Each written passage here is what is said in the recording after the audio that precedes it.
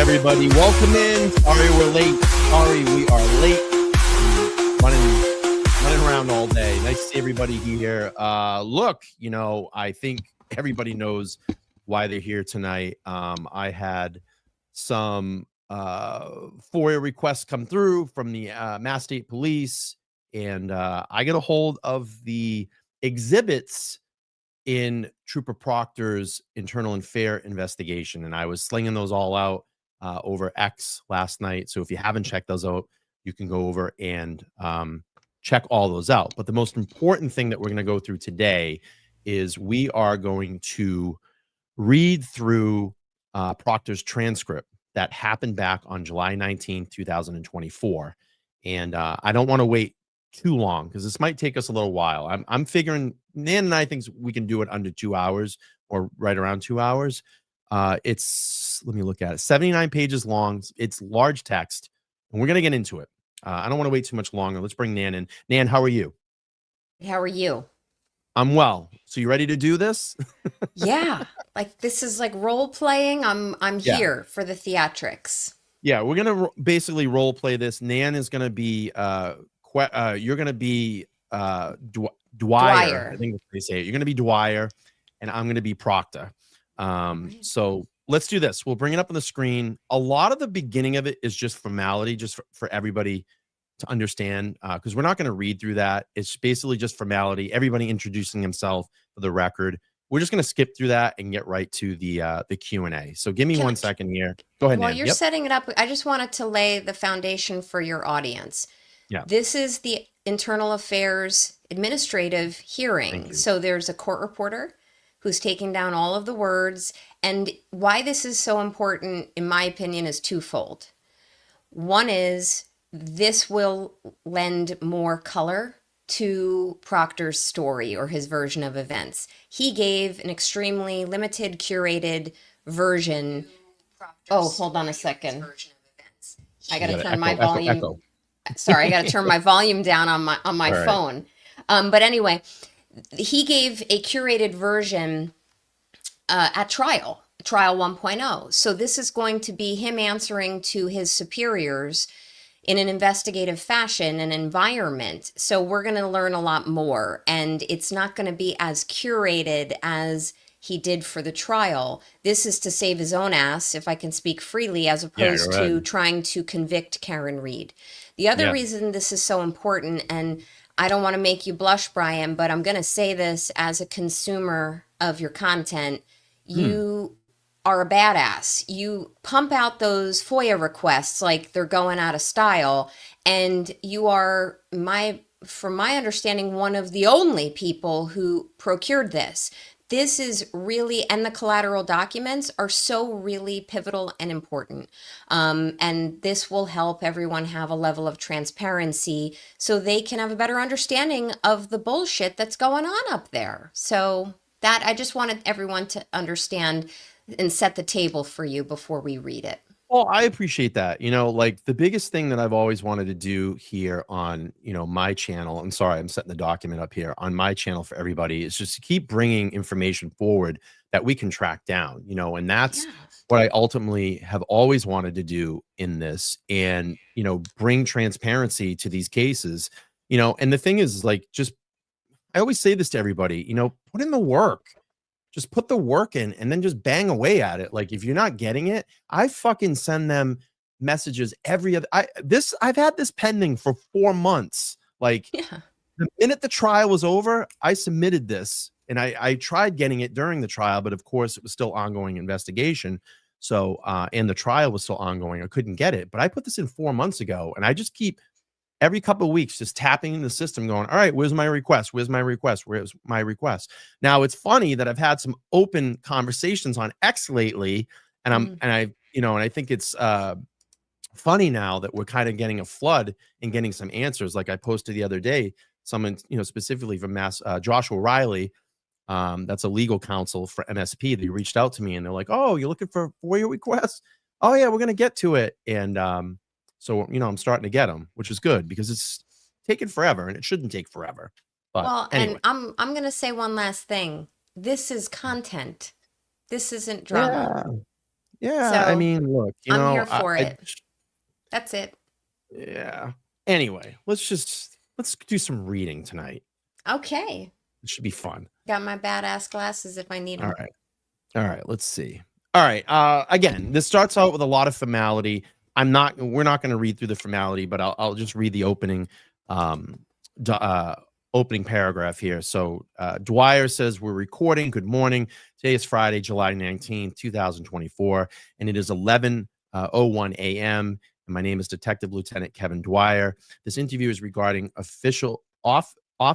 this interview is regarding office and professional integrity accountability case number 2024/0014 is being conducted in the general headquarters of Framingham. The name of this complaint is Lieutenant Colonel Brian Connors. The date of the complaint is March 4th, 2024. So that basically sets the stage here. So let's just go down a lot of formality again, the introduction, who's in the room. You said this is probably court stenographer taking this or someone. Yeah. Yes, and just to set expectations, it is plausible there is no audio recording. And if there is, maybe there was one that was done privately by the stenographer or court reporter for her own or his own purposes. So this is not going to show verbal inflection, but Right. it's still good to have it. Yeah. All right. Well, All right. you're Q, I'm A, and Yep. you're gonna be Dwyer, and I'm gonna be Proctor. All right, Proctor. Okay, I'm Dwyer. All right. Okay. All right. Good morning, sir. Good morning, sir. Appreciate you coming in today. All right. Oh crap. Sorry. Can All you see right, it? let's get started. When did you begin your assignment in the State Police Detective Unit for Norfolk County? It was at the end of September of 2019. Okay. On or about January 29th, 2022, where were you assigned? The Norfolk County District Attorney's Office. And for time purposes, we can refer to SPDU Norfolk or SPDU. Okay, sir. On or about January 22nd, 2022, were you dispatched to a death in the town of Canton? By the way, Yes, sir. I think he meant 29th, but you may Yeah, see and they that. correct it here for the record because they're gonna correct it here. Watch. Okay, and some just so Yeah. the audience understands, sometimes they don't correct things, but okay. But Yes, they do sir. here. Yeah. So, yes, sir. Was the death And then he stops. And he goes, okay. He goes, I'm sorry. What was the date again on that? I'm sorry, you're correct. It should be the 29th. January 29th. Good catch. January 29th, on or about January 29th, 2022. Were you dispatched to a death in the town of Canton? Yes. Was the decedent a Boston police officer named John O'Keefe? Yes, he was. Did that result in a homicide investigation being initiated? It did. Were you assigned as the primary investigator? I was. Who were your supervisors at that time? Sergeant Yuri Bukaki, Lieutenant John Fanning, Detective Lieutenant Brian Tully. Eventually, charges were filed against Karen Reed, correct? Yes. In April of 2024, the criminal trial against Ms. Reed began. Is it correct that you testified on June 10th, 2024, and again on June 12th, 2024? Yes. Among other testimony, did you testify to text messages that you sent to different groups of people? I did. Is it accurate that these texts were obtained from your personal cell phone's iCloud data? Yes, that's correct. By the way, that's interesting. I just want to point out to your audience because we've now seen that there has been procured iCloud data that goes way far back to 2013. I just wanted to point that out. Okay. And what is the last four of your personal cell phone number? The last four of my personal cell phone number is beep. No, I'm just kidding. In regard to all of the text messages that you've testified as being sent by you, did you in fact send those text messages? I did, yes. On June 10th, did you testify that you exchanged text messages with a group of friends that you grew up with and went to school with? Yes. You testified that these text exchanges happened on or around January 29th, 2022 and February 1st of 2022, correct? Yes. Are any of these friends law enforcement officers? No. You testified that in response to one of your friends asking the name of the Boston police officer that was killed, you responded with John O'Keefe. Were you referring to the decedent of the homicide you were investigating? Yes. You testified that in response to one of your friends asking if the homeowner where the decedent was found was going to receive some shit, you responded with, nope, homeowner is a cop too. What did you mean by this text? So that was an opinion that the homeowner wasn't going to receive any shit because that was an opinion I had formed throughout the day, where all the evidence that not only but me, everyone in my unit was working through, and the day pointed directly at Miss Reed, and that homeowner did not have any involvement in John O'Keefe's death. I just want to pause here for one I love how moment, he has a lot of Brian. opinions. Yeah, like we should point this out, and we're going to do this, folks, periodically.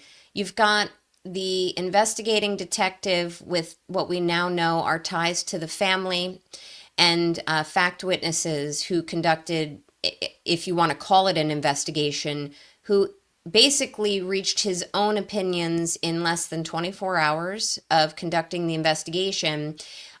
He's not supposed to be forming his own opinions. He's supposed to be interviewing witnesses and following the evidence. In addition to that, he's really not supposed to be sharing that with his friends he grew up with, whether they're law enforcement personnel or not. I don't know how Yeah. you feel about that, but No, it's true. And then you have to keep in mind too that his superiors were in this text chain as well too. They were in that group text, especially when they were talking about Karen in this case. And he was talking to his fucking sister about it too. So that's a right. problem. The one he's being questioned about right now is the one with his friends, but you're right. So I'm Proctor sure we're gonna was, hear about it. of course. Now I've Yeah. lost my place. So let's see. We're on line 7, question 7. Okay. Good. Did you mean there you go. Okay.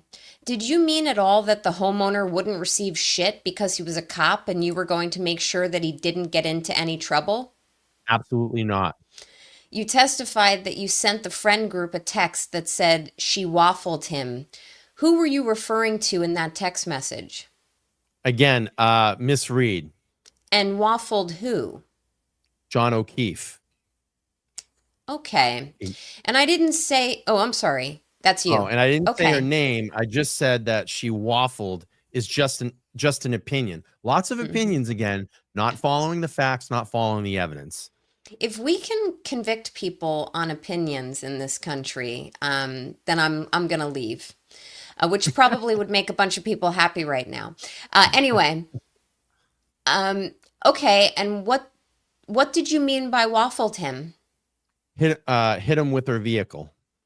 Okay, you testified that you sent the friend group a text that said, "I looked at his body in the hospital. He was banged up." Who were you referring to in that text message?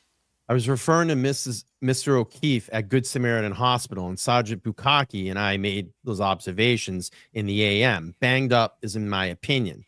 I sent to my friends, and I did not provide any specifics. I made no mention of the extent of his injuries. I made no mentions that there was one shoe in the hospital and 6 to 8 lacerations on his right arm, swollen eyes.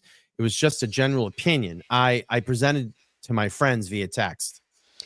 So the next question I had was, what did you mean by banged up? Just his injuries. I did not know. I did not go into specifics. Okay. You testified that in response to one of your friends asking if John O'Keefe got beat up, you responded with, nope. Were you referring to whether John O'Keefe was in a physical fight with someone? My understanding from the question was that, yeah, he was in a fight. Did he get beat up? I replied, nope, which is, again, another opinion of mine. Hmm. Hmm. Okay. Okay. By the way, I can tell you that all law enforcement that was in the room at this point is troubled. They're already troubled by the answers he's giving. Yeah. Um, okay, you testified that in response to one of your friends asking what waffled him means, you responded with, she hit him with her car. Again, who were you referring to in that text message? Again, Miss Reed, who I did not mention by name. And by waffle, they mean Miss Reed hit Mr. O'Keefe with her vehicle and provided no specifics in that comment. You testified that you sent the friend group a text message that said intentional or not. What were you referring to when you sent that text? So there's two parts to that.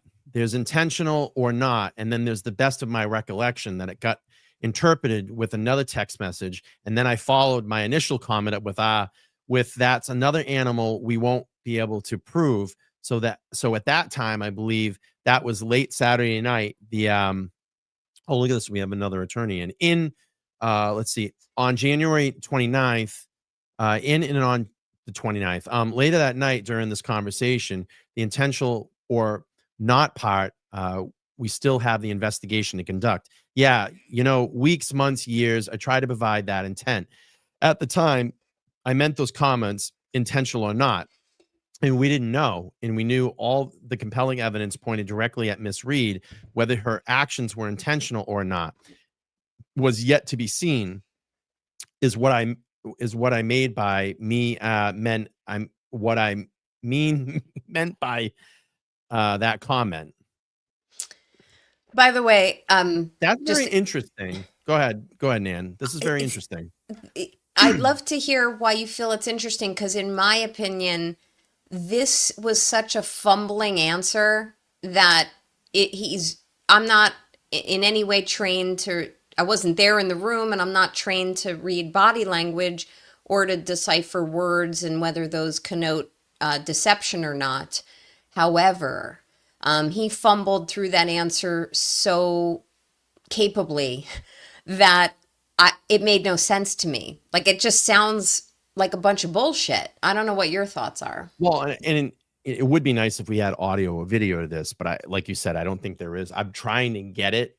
I've reached back out to MSP to see if there is actual audio of this. But the thing that's kind of strange to me is that it's like that the answer he gives, at the time I made those comments, intentional or not, we didn't know.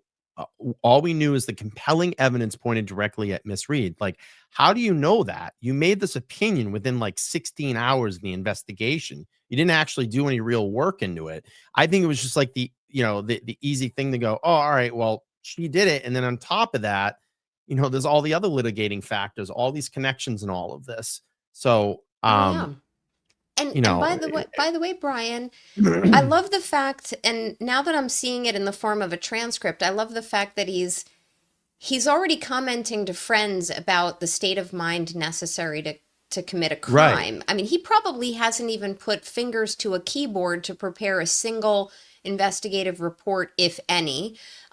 He probably hasn't even collected or at least marked up evidence, in the evidence bags. He's probably done nothing, but it's so important on his personal cell phone to be commenting on what he thought, what his opinions were, and the like.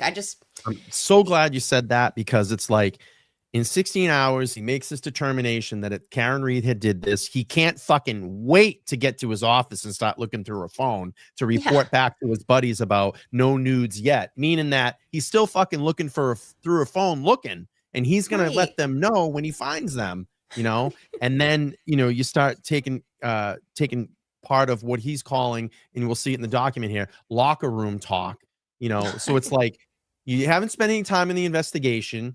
You're probably back at your office jerking off, looking through the phone, like, trying to find, photos or whatever, or something scathing. You're now reporting back to your buddies. Mm-hmm. So, I mean, it's purely showing this guy is a fucking dirtbag, in my 100%. opinion. In your opinion, of course. All right. Okay. I know in the trial it was characterized that you meant that, your response, intentional or not, to a different text that your friend had sent, correct? Mm-hmm. Who were you responding to when you wrote intentional or not? My friend. Okay, I mean, in response to which text did you respond intentional or not? I don't have the text in front of me. Was that a confusing question? Okay, so that's fucked up. And I replied, intentional or not. Okay, so were you referring to the that's fucked up, or were you referring to your assessment of the scene? My assessment of the scene. You testified that you sent the friend group a text message that said, "That's another animal we won't be able to prove." Again, I think you just covered it, but was that a continuation of the intentional or not conversation? Correct, sir.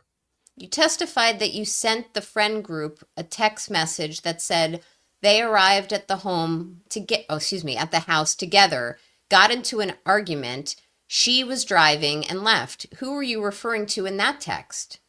I was referring to Miss Reed and Mr. O'Keefe from information we had gathered on the 29th. We knew Mr. O'Keefe and Mrs. Reed left the Waterfall Bar together. The argument part is opinion.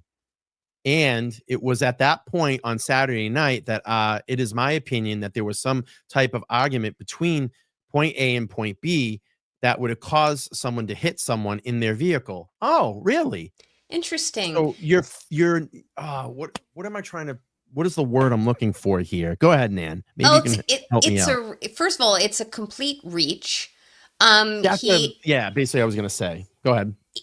I'm going by what I've learned in trials 1.0 and 2.0. If by Saturday night he's already making a determination that there was some type of argument between them and that therefore that related probably to the intention to hit him, we know by then, which is only less than 24 hours after the accident, that Mhm. he didn't have, I believe, he didn't have all of the text messages. He didn't have the communications between Facebook Messenger. The only people, I believe, and show some grace, chat, but I believe the only people he would have communicated with of a substantive investigative nature would have been McAlbert's. And I'm sure there's a much more specific answer to that because, I just simply don't remember who he might have spoken to. But that is a huge reach for him to make a determination that there was discord in their relationship, and therefore that ties itself Like, how do you to, know that? Like, you don't know yeah, that. Like, you don't know those people. There's no evidence to support that there was an argument. You yeah, know, I agree. By the yeah, way, there's a lot of hard ahs going on in this conversation. I got to match your New England accent for the rest of the stream. yeah, Jennifer McCabe, there it is right there, you know? Right? Did he talk? Thank you, Kathy. Yeah. So I know he was only speaking to a limited person or persons. Do we want detectives like this? No. And by we, I don't want them in my jurisdictions either. All Right. right. And Sue says, "Hey, he had no clue that they argued." Do me a favor, everybody. If you haven't already, smash the like button. It's free to do that. I got to refresh. Let's see. We have over 875 people and only 203 likes. Come on. Like, that's free. Just smash that like button for me. All right, go ahead, Nan. Yeah, guys, I would appreciate you doing that because this was really hard work, and really great content, Brian. Thanks for having Mm, me on. yeah, no problem. Okay, and what house were you referring to in that text? 34 Fairview Road. Is that the location where his body was found? Yes. You testified that you sent the friend group a text message that said, "Yeah, but there'll be some serious charges brought on the girl." Who were you referring to in that text? I was referring to Miss Reed, which I didn't name the suspect in the text thread in that comment. That was again, in my opinion, based that day of the investigation. I do not come up with charges. I don't suggest charges, and at the discretion of the district attorney, first assistant, and the ADA. Hmm. Okay, and when you sent the text, "There will be some serious charges brought on the girl," what did you mean by that? Again, I based that on compelling evidence that directly implicated Miss Reed with killing John O'Keefe, and there would be serious charges, in my opinion, was there and should be serious charges brought against her. Okay. You testified that in response to a friend asking if she was hot, you responded with, from all accounts, he didn't do anything wrong. She's a whack job cunt. She's, yeah, she's a babe with a weird Fall River accent. What did you mean by he didn't do anything wrong? That from all accounts, he didn't do anything wrong. I believe I was referring to the homeowner, and that in my in my based on in my based on the facts of the evidence throughout the day, yeah, cert finding the broken taillight pieces at the scene, Sergeant Bukaki and I, in the observations and the one shoe at the hospital, excuse me, in one shoe at the scene, the broken tail light on Miss Reed's vehicle. From all accounts, it basically means there's no evidence showing that the homeowner had anything to do with Mr. O'Keefe's death. Okay, so why not go up and fucking knock on the door? Like why not ask questions of the people in the fucking house? So you haven't, like, that's what's kind of weird. And like, why has no one asked him this? Like, why has no one asked these officers this? The only people that have done it is Reed's team. That's it. Yeah. Like, why didn't you talk to anybody? Why are none of these police officers asking this question? Like, I why didn't you go talk to them?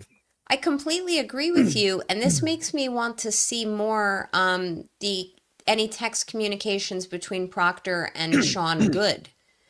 I want to see what's in those text messages, but none of these investigators were asking the tough questions, and they're not even that tough of questions. Yeah. You've always said if something happened to you, your mom at least the next day, First meaning in the morning. the morning of, she would be like, knock, knock, knock. What the hell happened to my son? Was he in here? Was he not? Right. And that even a lay person would ask harder questions here. Yeah. Okay, fair enough. Who were you referring to when you said whack job cunt? Miss Reed. Who were you referring to when you said, yeah, she's a babe with a weird Fall River accent? Again, Miss Reed, this was juvenile, unprofessional language and opinion that I had. Yeah, working buddies, we see the worst of the worst, stuff that we go home with and keeps us up at night. So in order to deal with that, I think we developed a gallows humor. And with serious side of our jobs, we counter it with immature side. Whether that's right or wrong, it's kind of how we deal with the horrific things we see. And it kind of shines through in these unprofessional text messages. Wait a minute here. Wait a minute. This sounds canned to me. This sounds like it's been practiced, because I'm going to tell you, I don't think this guy is intelligent enough to come up and think of something like this. Someone has coached him on this, in my opinion. I think so. Or had at least a conversation with him about it. This is lawyer prepped answers. It's canned. This is the same type of answer with, words like juvenile, unprofessional. I don't think he used gallows humor when he testified at trial, but this was definitely coached. And I can't say that I wouldn't have coached my own client to give a similar explanation. However, it really is flimsy. It's superficial. It doesn't explain substantively why he's just a complete asshole and never should have said those words or written those words. Yeah, maybe he should have been coached a little bit better by his superiors how to actually work under the badge with integrity instead of being like this, like a shithead. Yeah, Patriot Biker says, oh yeah, Proctor was well coached. Oh yeah, I totally agree, Patriot Biker. Yeah. Okay, fair enough. Prior to this investigation, or prior to your involvement in the investigation, did you know Karen Reed? No, never met her in my life. Have you ever heard of her? No, sir. Did you know John O'Keefe? I did not, no. So is it fair to say that prior to the investigation, you had no opinion about Ms. Reed? I had no opinion of Miss Reed prior to this. Can I ask why you characterized her as a whack job cunt? Yeah, I character, and then looks like an attorney jumped in here. It says, are you asking, is there another term he could have used? That appears to be, I'm not certain, but I believe that would be his attorney who's asking, he's asking for the question to be more specific. Yeah. All right, so now. You're on 13, line 13. and resetting the stage here, Yep. he was just asked why, if he didn't know her and never heard about her, why he would characterize Yeah, her Moynihan, using that's those his words. attorney. And all right, no. Why did you use that term? Again, based on compelling evidence against Miss Reed, she struck her boyfriend with her vehicle. What sane person hits someone with their car and leaves them to die in the snow? I should have maybe used eccentric, use more professional term. Again, these were personal and private opinions and private conversations that I thought was a secure place. Hmm. But that's why I referred to her as a whack job cunt, because of her actions. Can I just pause here for a Yeah, moment, of because course. we're in the meat and potatoes of this. So he's giving this testimony in 2024. This was obviously after she was upcharged to murder. Right. Where I have a real issue is he's calling her a whack job, cunt. He's calling her that to his buddies in the first day, less than 24 hours of the accident. But the answer he just gave under oath was, what kind of sane person would hit their boyfriend and then drive away? And Right. that indicates intent, not just an accident, not, hey, I was impaired and drunk, made a mistake and drove away. So he is absolutely indirectly saying that he's giving a false answer right here, because he would not, was no finding, no decision to even conclude that this was intentional at that time. But he's saying he called her a whack job C because she wasn't sane, and why would she do that? So it's a nuanced answer, but he basically is absolutely saying to me he's full of shit. Love that. Real quick, let me just get to this. Our Canadian friends checking in tonight, $20 Canadian. Thank you so much for the support. I appreciate that. Again, smash that like button. It's free to do that. And Cat's Pajamas says support for the live stream today covering this. Thanks. I love your little avatar, by the way, too. That's pretty cool. Like Thank you. the backdrop there. I All right, like your handle. let's go into this. All right. Okay. 24Q, I think you were at. Yeah. Okay, just to ask again, who were you referring to when you said, yeah, she's a babe with a weird Fall River accent? Were you referring to Karen Reed? Yes. Okay, I know a lot of it seems repetitive, but just to get it on the record. Mm-hmm. You testified in response to a friend asking if she was a smoke. You responded with nutbag, as Chief would say. Who were you referring to when you said nutbag? So Chief is one of my good friends. I've been friends with him since first grade, and nutbag is a term he's been using forever. And in a word, nutbag means not bad. I never believed that, by the way. I'm just Yeah. letting you know. I never believed that. I'm reading that text message to mean that he was negatively referring to Karen. That was Yeah, always my 100%. takeaway. 100%. Can you expand on that a little bit? What's that? Oh no, no, line Oh. 15. Sorry. Can you I thought you were asking me a question. We are not thespians, folks. I love it. I love it. So it morphed into him again. And this is our juvenile sense of humor, having the I can't believe I'm going to say this, having the large testicles to somehow it morphed into a trip in the Saratoga. And it's just something he's always said that reference. So if something not bad, he says not bad, not nutbag. Sorry. Okay. Let's see. It's not that someone, I don't know why this keeps popping up. Hang on. It's not that someone's a nutbag like crazy. It means not bad. That's bullshit. Come on. We all know what nutbag means. I think so too, but I'm not from your planet.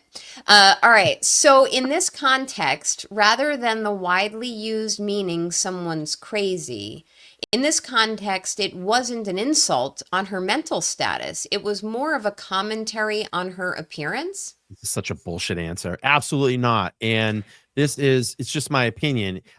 Is that chick a smoke? I replied, yeah. And nutbag, as Chief would say, in my opinion, was not bad. Instead, saying not bad, I just referred to a term my friend uses. Come on, man. This is bullshit. This is such But bullshit. oh wait, where did we? Oh, Yeah, line but 10. not bad referencing her appearance, Correct, sir. Correct. not her mental state. Correct. You also texted, she's got a leaky balloon knot and leaks poo. Who were you referring to when you said she's got a leaky balloon knot and leaks poo? Again, misread, and that's a poor comment, unprofessional text, and I shouldn't have sent. And when you sent those texts, what did you mean by those texts? What were you referencing? When I was referencing was arrested and booked and processed at the Milton Barracks, she requested to speak with her mother to condition. Anna, while she was in the cell waiting for court that day, and I was referencing those medical conditions. What a piece of shit. I'm Yeah. sorry. Super.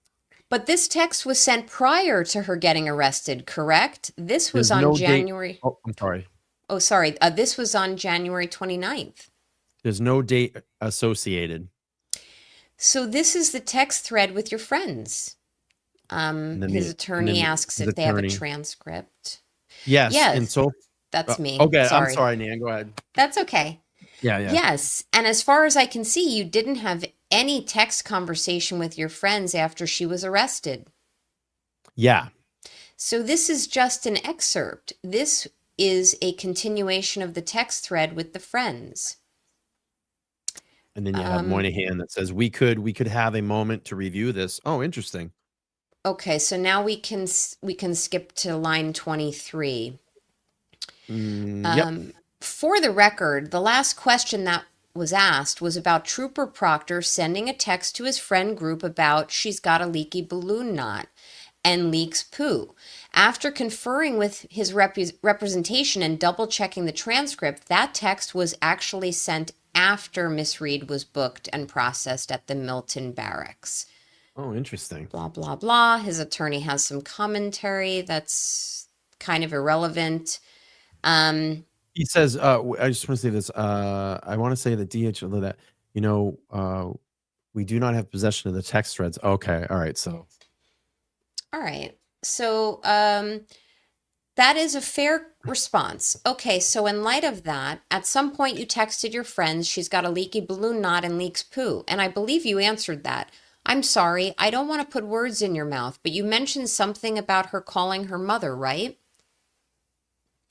Yes. During that the booking process, she requested some supplies that if she could use the phone to call her mother. And this is what this juvenile text is in reference to. Okay, fair enough. All right. Are you comfortable with that, Attorney Moynihan, Attorney DiStefano? Yes, whatever. All right. Okay, aside from the text message that you testified to in the trial, did you have any other communication with any members of this friend group about this homicide investigation? Without the text thread in front of me, I can't accurately answer that. But what? And now his attorney's going to jump in here. So aside from the text message that you testified to, the ones that we know about, right? Mm-hmm.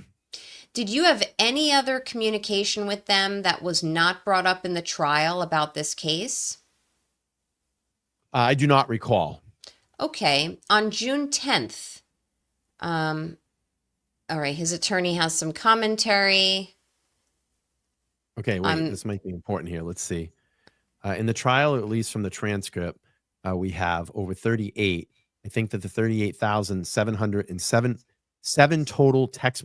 Whoa, 38,000 text messages between him discussing this.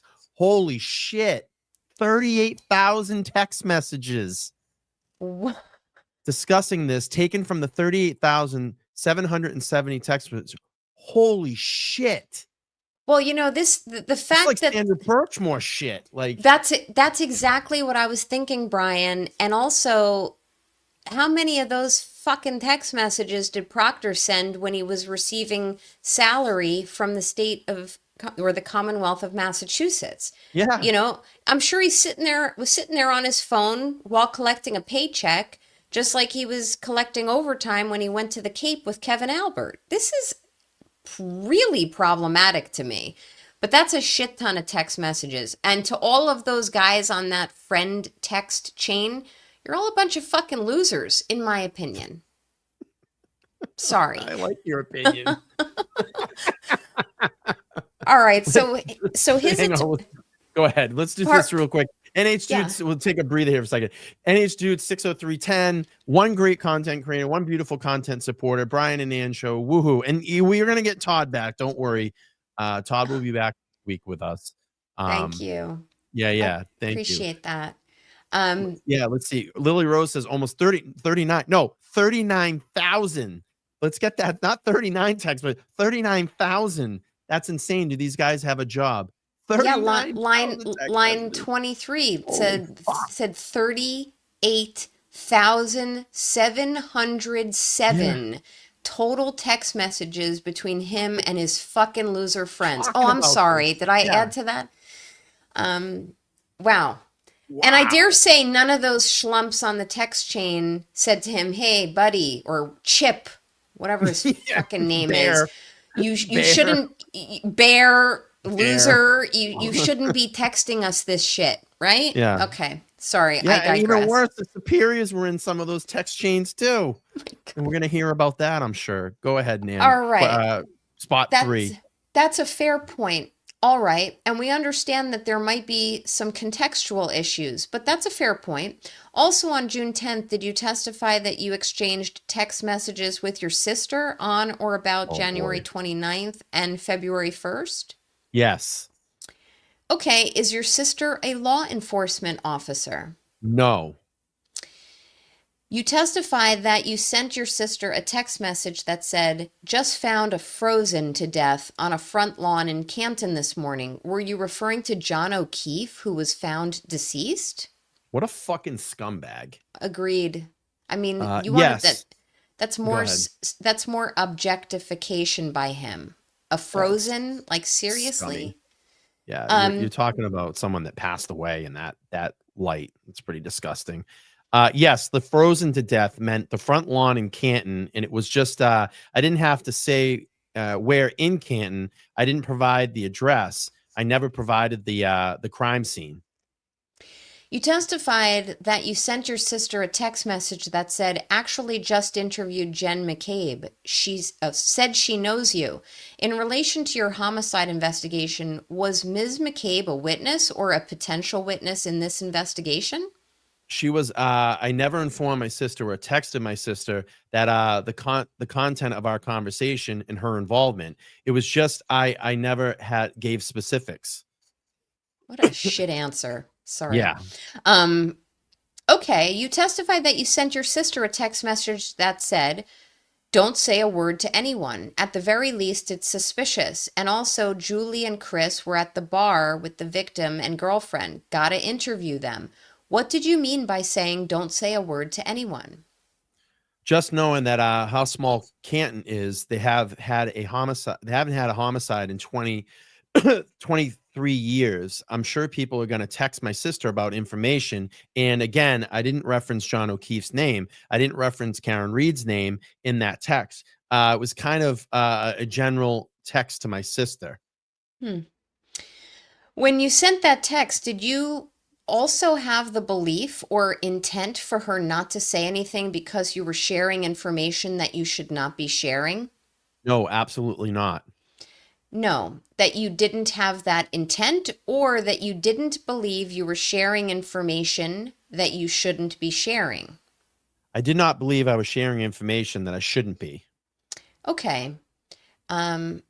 Now his attorney is coaching him right here, which is a no-no. He's saying, well, can he explain why? And Dwyer says, absolutely. And now Brian, you can read the bullshit answer here.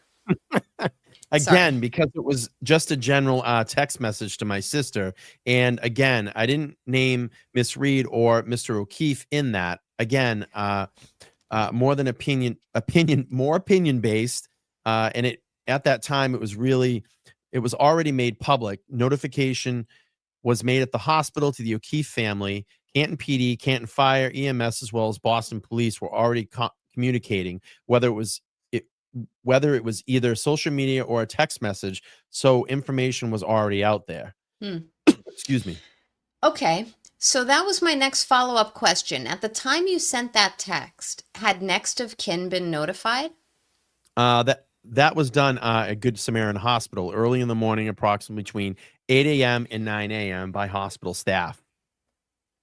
And so even though next of kin doesn't necessarily equate to public release, do you know at that point when you sent that text had any information about the investigation, the location, the victim? Had anything been released to the public at that point? As far as the news outlets go, I didn't have any recollection of the news outlets reporting it. Again, there was a lot of because it was high profile at the point on the 29th, and there was so many people involved that I'm pretty sure the communication among the people in the town in various departments, excuse me, informed was being passed around. I believe based on, the small town not having a homicide in 23 years and the various departments involved, like Boston Police, Canton Police, and Fire. Line 12. Okay, but are you aware of any press release from the DA's office about this? I'm not aware on the 29th, no. Do you know, just out of curiosity, when the first press release was from the DA's office? I don't know. Okay. In the text, at the very least, it's suspicious. What were you referring to as being suspicious? I believe that text was around 3 on the 29th to my sister. And again, I didn't provide any specifics about what I was investigating, what was going on, and there was still work to be done. There was still evidence to be collected. Yeah, sure.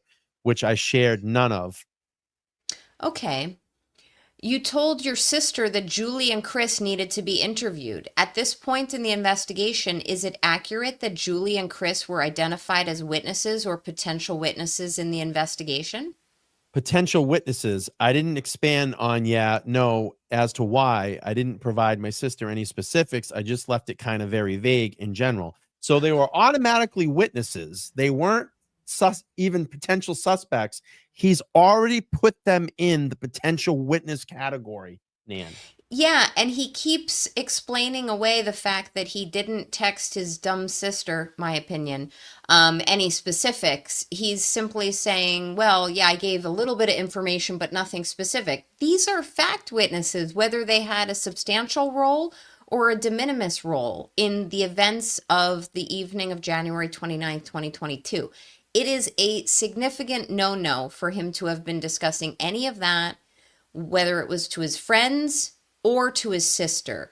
Maybe there could have been a little grace given if he's texting about things like that with his colleagues at work, if there was something investigative in nature, but I don't think that happened. So he's trying to explain bad behavior, and he's doing so very, very poorly. Yeah. Stacy says, my mind is blown that they think they're witnesses when he said they didn't see anything. Exactly, Stacy. Yeah. Exactly. Okay, you testified that in response to your sister texting you that one of the witnesses in the investigation wanted to get you a thank you gift. You responded with "Get Elizabeth one" and went on to explain that Elizabeth is your wife. What did you mean by "Get Elizabeth one"? So my sister randomly reached out and texted me saying Julie Abbott wanted to get me a gift. A couple of reasons. So Sergeant Bukaki and I, so when Sergeant Bukaki and I interviewed her, she was nervous. We put her at ease.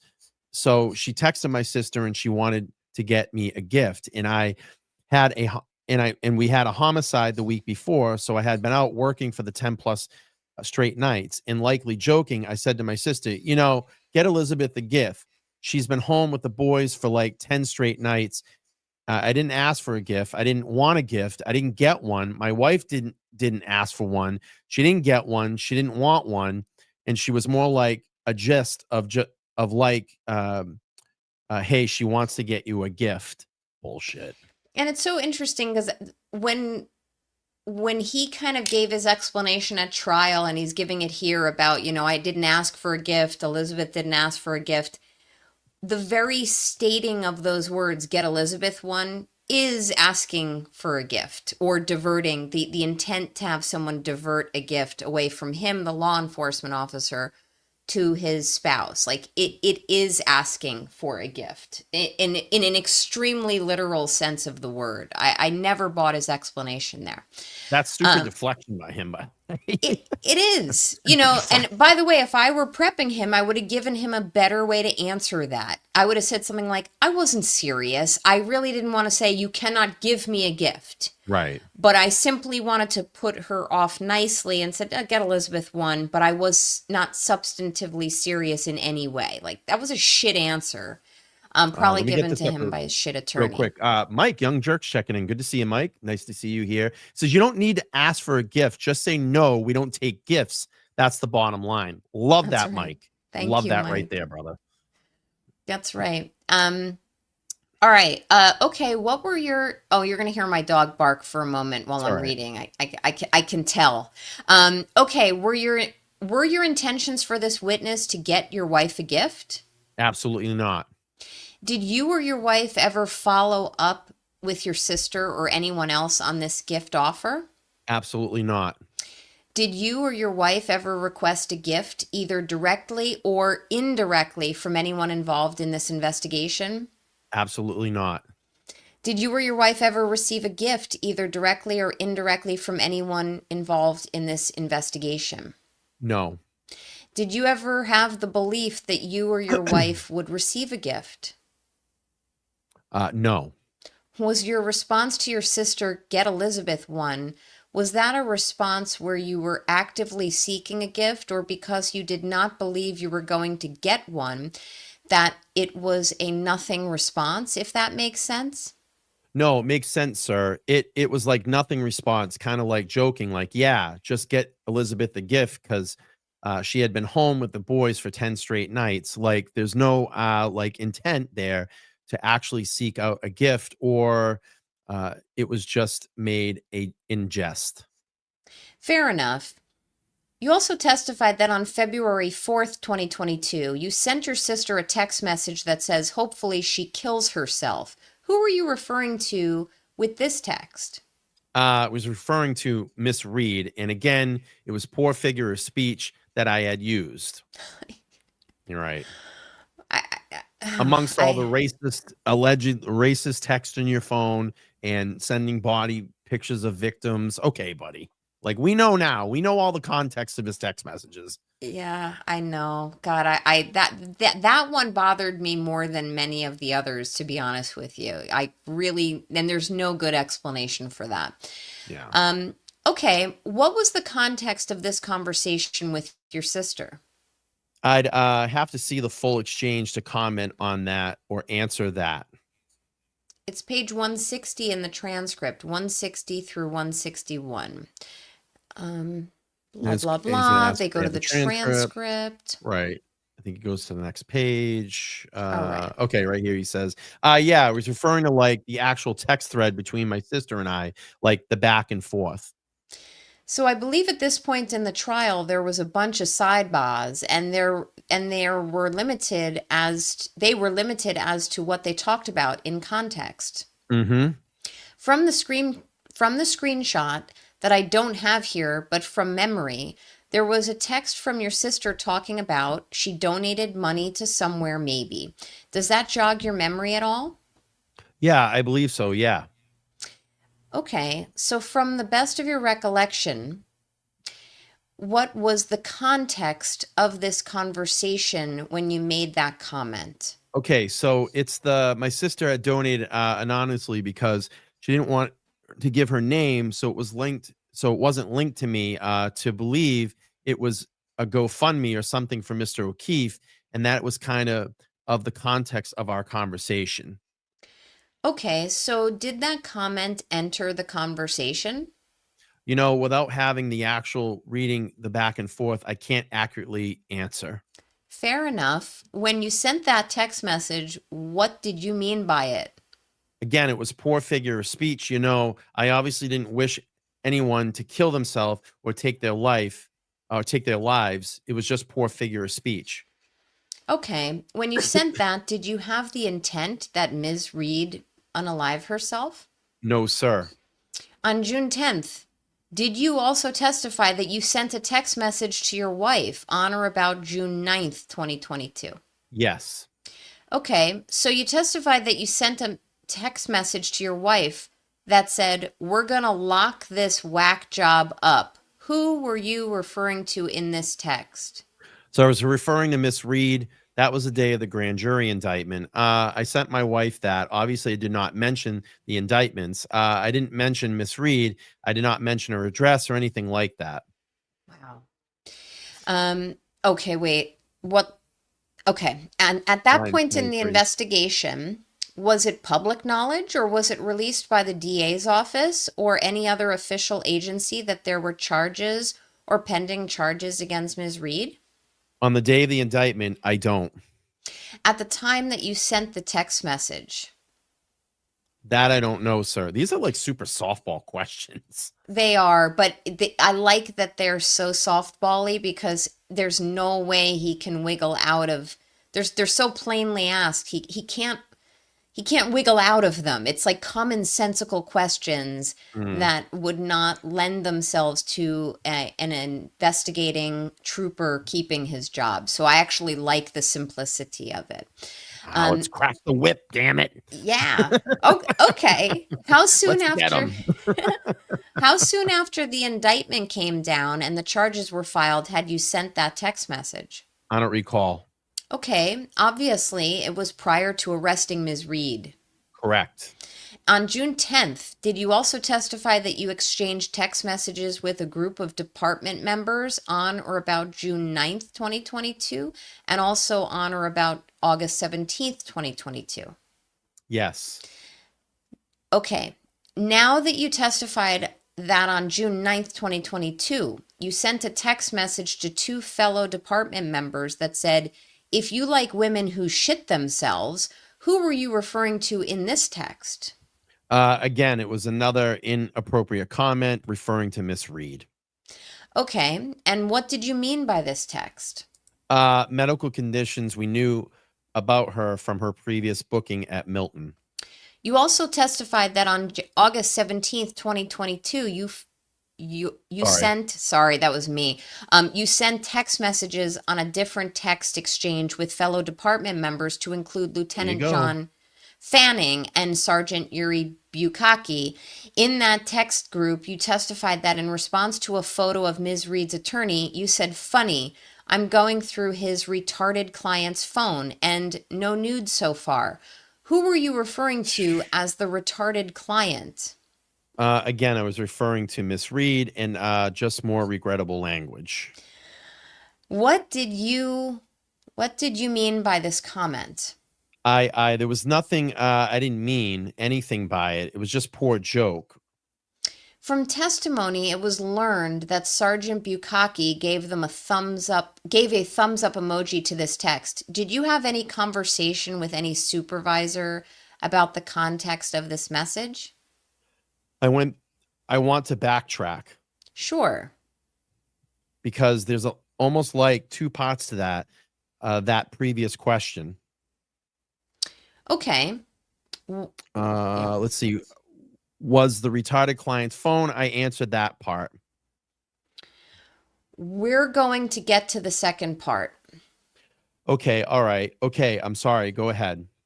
From testimony, it was learned that Sergeant Bukaki gave a thumbs up emoji to this text. Did you have any conversation with any supervisor about the context of this text message? About the retarded client? So I had a conversation with Detective Lieutenant Tully about the inappropriate language once it came out, but prior to that, I don't recall. So you're saying you had a conversation with him when it came out. What do you mean by that? I can't recall exactly what that conversation took place, but it was just along the lines, the unprofessional in unprofessional languages in the text message. This is bullshit. This is just trying to cover. They didn't have this fucking conversation. He didn't go to Tully and go, "Oh, it was just an appropriate conversation I was saying." This is bullshit. This Absolutely is not. And honestly, bullshit. if had he had that conversation with Tully, Tully should have at any point reprimanded him, disciplined him, pulled him aside, intervened, gave him an in-service, written him up, done something. That conversation never happened. Yeah, it didn't happen. And by Thank you, the way, Patty. I see a comment, and I'm double reading. I see a comment Yep. in the chat from XOXO Emily. Liking the content, and I have to agree with you, Emily. Like, this is, I'm so impressed, Brian, and I'm honored that you asked me to read through this with you, but great work here. Yeah, of um course. I mean, like I said, I mean, what my vision here for this channel was to always, try to dig in, get documents and things that people haven't seen and expose this and let people know what goes on in behind the walls that we don't get to see these conversations because, they may be private at that specific time. But, having this freedom to go in and request documents and, like I said, I put this in 4 months ago.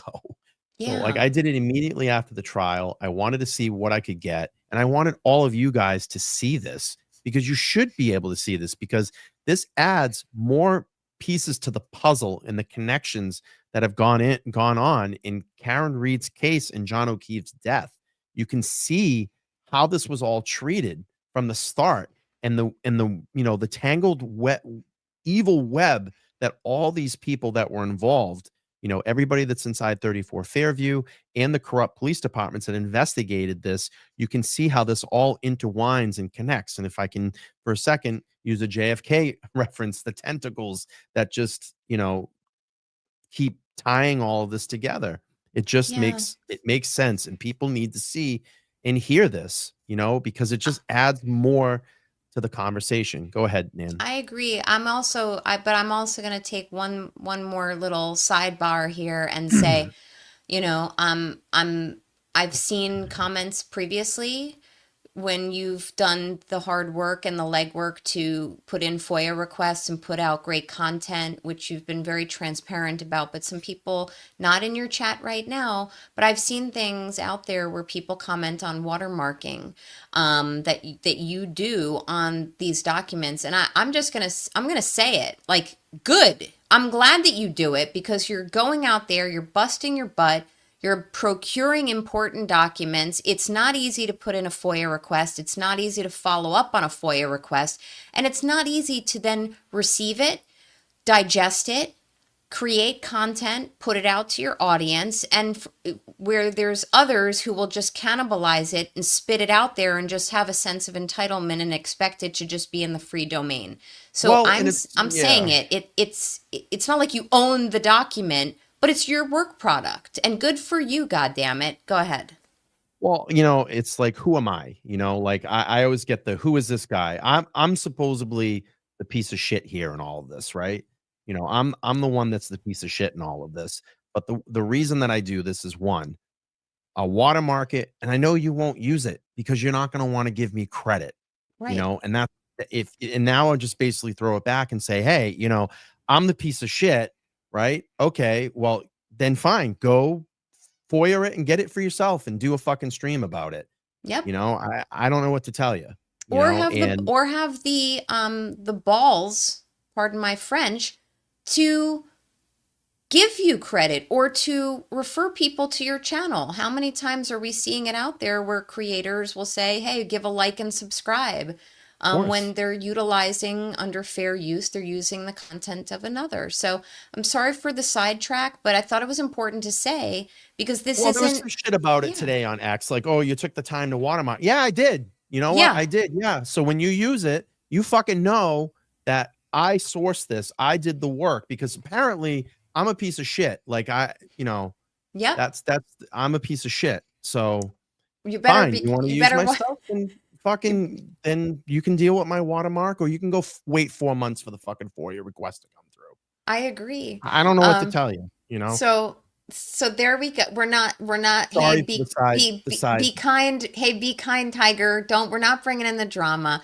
It is, you have to understand something, be kind, Tiger. Um, when I know that I speak for myself, and I dare say I speak for Brian when I say, like, we don't want the drama, but there's only so much that can be endured sometimes when it's relentless and coming I've your been way. working. That's all I do on my channel. I Yeah, just work. That's it. So anyway, let's not get sidetracked on there this. we We still go. have a lot of document to read through. I Okay. appreciate, I don't, let's nix this. I appreciate all the positive comments here in the chat. Let's not get sidetracked here. We're going to keep working. We're going to keep working through Yeah. this and let people know what was going on in this document. All right. Great. Line 16, Nan. All right. So, as far as when you stated when it came out, when the text message came out on the text thread, or when the department became aware of that text? Yeah, when the department became aware. So, after the department became aware, that's when DLT Tully had that conversation with you? Yes. Did any other supervisor have a conversation with you about that, either through text message, email, in person, or on paper? I don't recall. No. What were you referring to with the no nudes so far text? So we had waited amount of months to access the data in Mrs. Reed's phone. The guys in the office knew I was going through and the contents, the download that night. I was most interested in her location data. Sure you will. Sure you were, right? Yeah, I was most interested in her location data. I was trying to prove a theory that I had from day one. And the second thing, I wanted to really dig down on the text messages who she was communicating with between the overnight hours. And that was when I came across a text message between she had texted attorney Yannetti on the 29th, something to the effect of she's out drinking with her boyfriend and the night before. Sorry, line 17. Hold on a second. So this is a conversation between her and her attorney? Yes. I don't know if we want to be putting that on the record here. You're the legal expert. Oh, look at this. So his attorney, we're He not in says, a court. yeah, I know we're not in court. Can we pause for a second?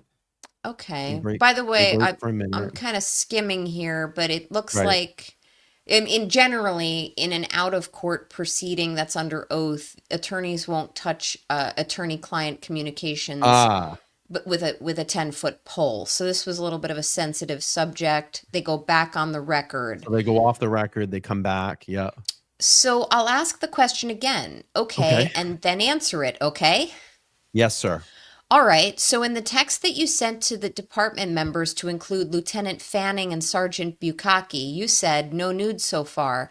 What were you referring to with the no nudes so far text? Oh, by the way, what's up, Microdots? Nice to see you here. Oh, hi, Microdots. So I was saying before, we waited some time to access the data in Miss Reed's phone, and I was most interested in her location data, who she was communicate with via text messages through like overnight hours and into the following day prior to Sergeant Bukaki and I interviewing her at her parents' home in Dighton. And then it was searching through her text messages that I came across attorney-client privilege information, which then I had to stop looking at her phone and made my supervisors aware that we couldn't go through this phone any further because there's attorney information on there. It was very frequent, high percentage, 80, 90%. And then we were going through people's phones and their personal items on their pictures or what have you, instead of updating the guys in the office that the guys I'm with in the phone or had to stop looking at the phone, whether it was proper to update would have been, I would have made improper jokes that, I don't recall going through her phone, her photos. So it was just inappropriate joke I made, a poor update. Yeah, right, dude. You were looking through the photos, bro. Yeah, and Stop lying. he's not giving a good answer for anything about the no nudes so far. And Right. does anyone in your audience at all believe that he stumbled upon the communication with Yannetti and then stopped? Come on. Let us know. If you think he stopped, put a 1 in the chat. If you don't think he stopped, put a 2 in the chat. Let's light the chat up here. Let us know. If you think he stopped at the point when he saw the communication between Yannetti and Karen, that he stopped looking at that point, put a 1 in the chat. If you don't, put a 2. Look at all the 2s. Yeah, he's a bastion of morality. You know what I Yeah, mean? Like, come exactly. on. That's when his fucking angel wings sprouted out and his halo, and he's like, "Ah, I gotta We go to had, my supervisor and say attorney-client privilege." we Fuck had to that. stop immediately, Yeah, sir. We had to yeah, stop yeah. especially with his feelings. Wasn't he the one who said like Yannetti's an asshole or he doesn't Yeah, like him? Or yeah, then remember come in on. court? Yeah. All right. Holy Sorry, but I fuck. digress. Right. Fair enough. You mentioned that there's a high percentage of personal images on phones. Are you speaking from experience with investigations you've done in the past? Yes, sir. Okay, so can you expand on that a little bit about what you meant by a high percentage of personal items on a phone? Just personal photos, I should have said. All right. So, So oh, no, this is me. So, oh. revealing photos, nude photos, those things of nature. So again, the update should have been, I'm with the phone and, I got to stop looking at it instead. Line 1, that's you. And I don't want to harp on this piece. So you're saying that in your experience, it's common to find nude photos on phones? I'm going to correct you. It's hop. You got to say hop. Oh, yeah, sorry. I don't want to hop on this piece. So you're saying that in your experience, it's common to find nude photos on phones? Yes. Okay. So when you sent that text, all right, were you looking for nude photos? No. Get the fuck out of here. Sorry. Yeah. Come on. Okay, of Ms. Reed. Absolutely not. Were you expecting to find nude photos of Ms. Reed? No, I mean, you never know what to expect on a phone. Again, it wasn't my main focus. My main focus was location data and text messages. So who knows what to expect on the phone? This is such bullshit. Other than that comment, has anyone involved with this investigation looked for or talked about nude photographs of Ms. Reed? No, not that I can recall. Did you ever, at any point in the investigation, look for any nude photos of anyone involved in this investigation? No, sir. Have any of your superiors admonished you or spoken to you about this text of the no nudes other than DLT Tully talking to you after the department became aware of the messages? Did any of your supervisors talk to you about the no nudes text? Not that I can recall. And there's your systemic problem. That's one of many. Yep, But right that there. that question alone is trying to delve into the problem with his cohorts who were involved in all of this. It's just Yep. you got a big problem going on up there, and it's not just up there. Okay. Okay, and the counseling, if you will, by DLT Tully, was that verbal or written? Verbal. On June 12th, 2024, under cross-examination, did you testify about additional text messages that you exchanged with a group of friends that you grew up with and went to school with? Yes. You testified that on January 29th, 2022, you sent the friend group Zero Chance, She Skated, and She's Fucked. Who were you referring to in these texts? Kind of sounded like Alan Jackson there, Nan. That was pretty Did good. I? Yeah. Yeah, I the was she's channeling fucked. my inner AJ. She's Yeah, fucked. she's fucked. I was referring to Miss Reed, and again, that's just an opinion I had formed at that time based on the evidence and facts, right? Which wasn't shared in that opinion. What did you mean by Zero Chance She Skated? Like being found not guilty. What did you mean by she's fucked? Based on my opinion, based on the facts and the evidence, she would face the consequences for her actions. On June 12th, 2024, did you testify about additional text messages that you exchanged with Canton police officer Kevin Albert? Yes. On July 19th, 2022, were you and Kevin Albert working on an unresolved case together? Yes. Without getting into specifics about that case, was this related to an unresolved homicide in Canton?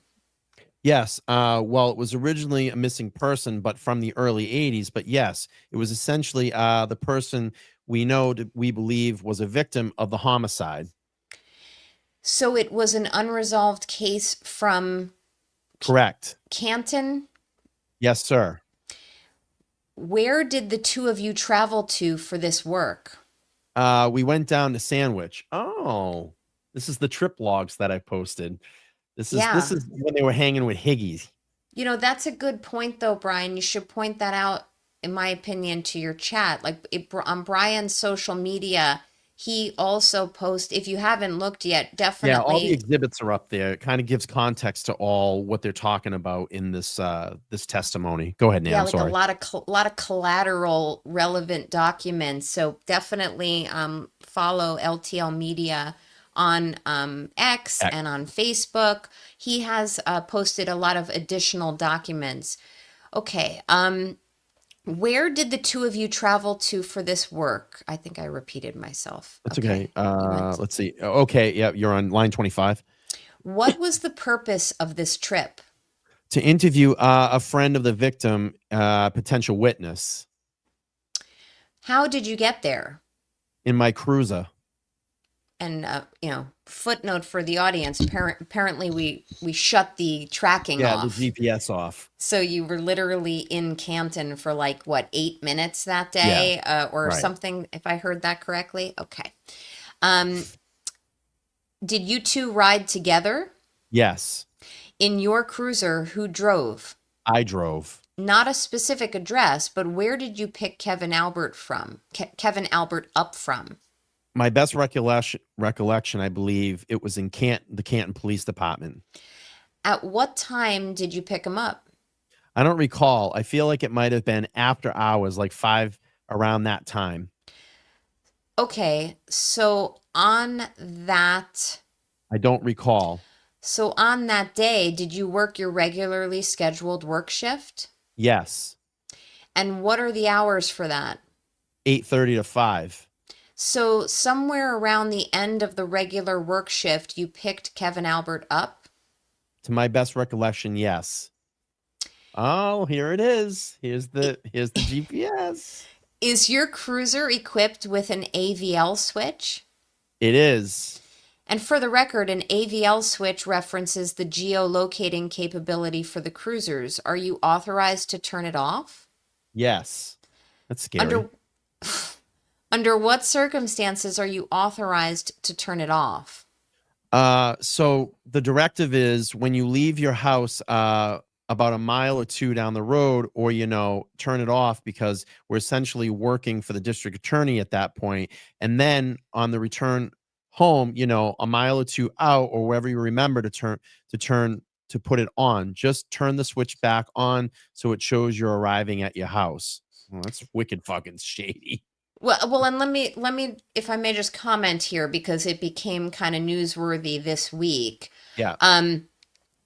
With the turning off of the AVL switch, I don't recall where or who I was listening to or what I was listening to, but I saw or heard something yesterday where there was some talk about, district attorneys, prosecutors, and the like government officials have actually recently and in recent years been supportive of the turning off of AVL switches because it can compromise investigators and detectives and possible confidential informants, etc., by having that type of tracking on. But without reading on more here, if they even get into it, I would say, what Proctor's answer he's giving is a little bit different here. He's kind of saying, hey, before you get to your home and then after you leave your home, turn it off, turn it on to protect the privacy of your home. But he turned it off the entire time he ventured to Sandwich, which, by the way, a sandwich sounds really delicious right now. But no, but honestly, there's a big distinction here. So he's clearly testifying thus far that he's abused what the normal process would be. He should have had it on. He was receiving taxpayer overtime dollars, and if I were people living up there, I'd be really pissed off about that. Yeah, and you'll see all those documents on my X account, the supporting exhibits for this conversation. Go ahead, Nan. Is that a unit directive or a department directive? Unit. Is that a standing protocol or is that something that has to be approved and logged each day?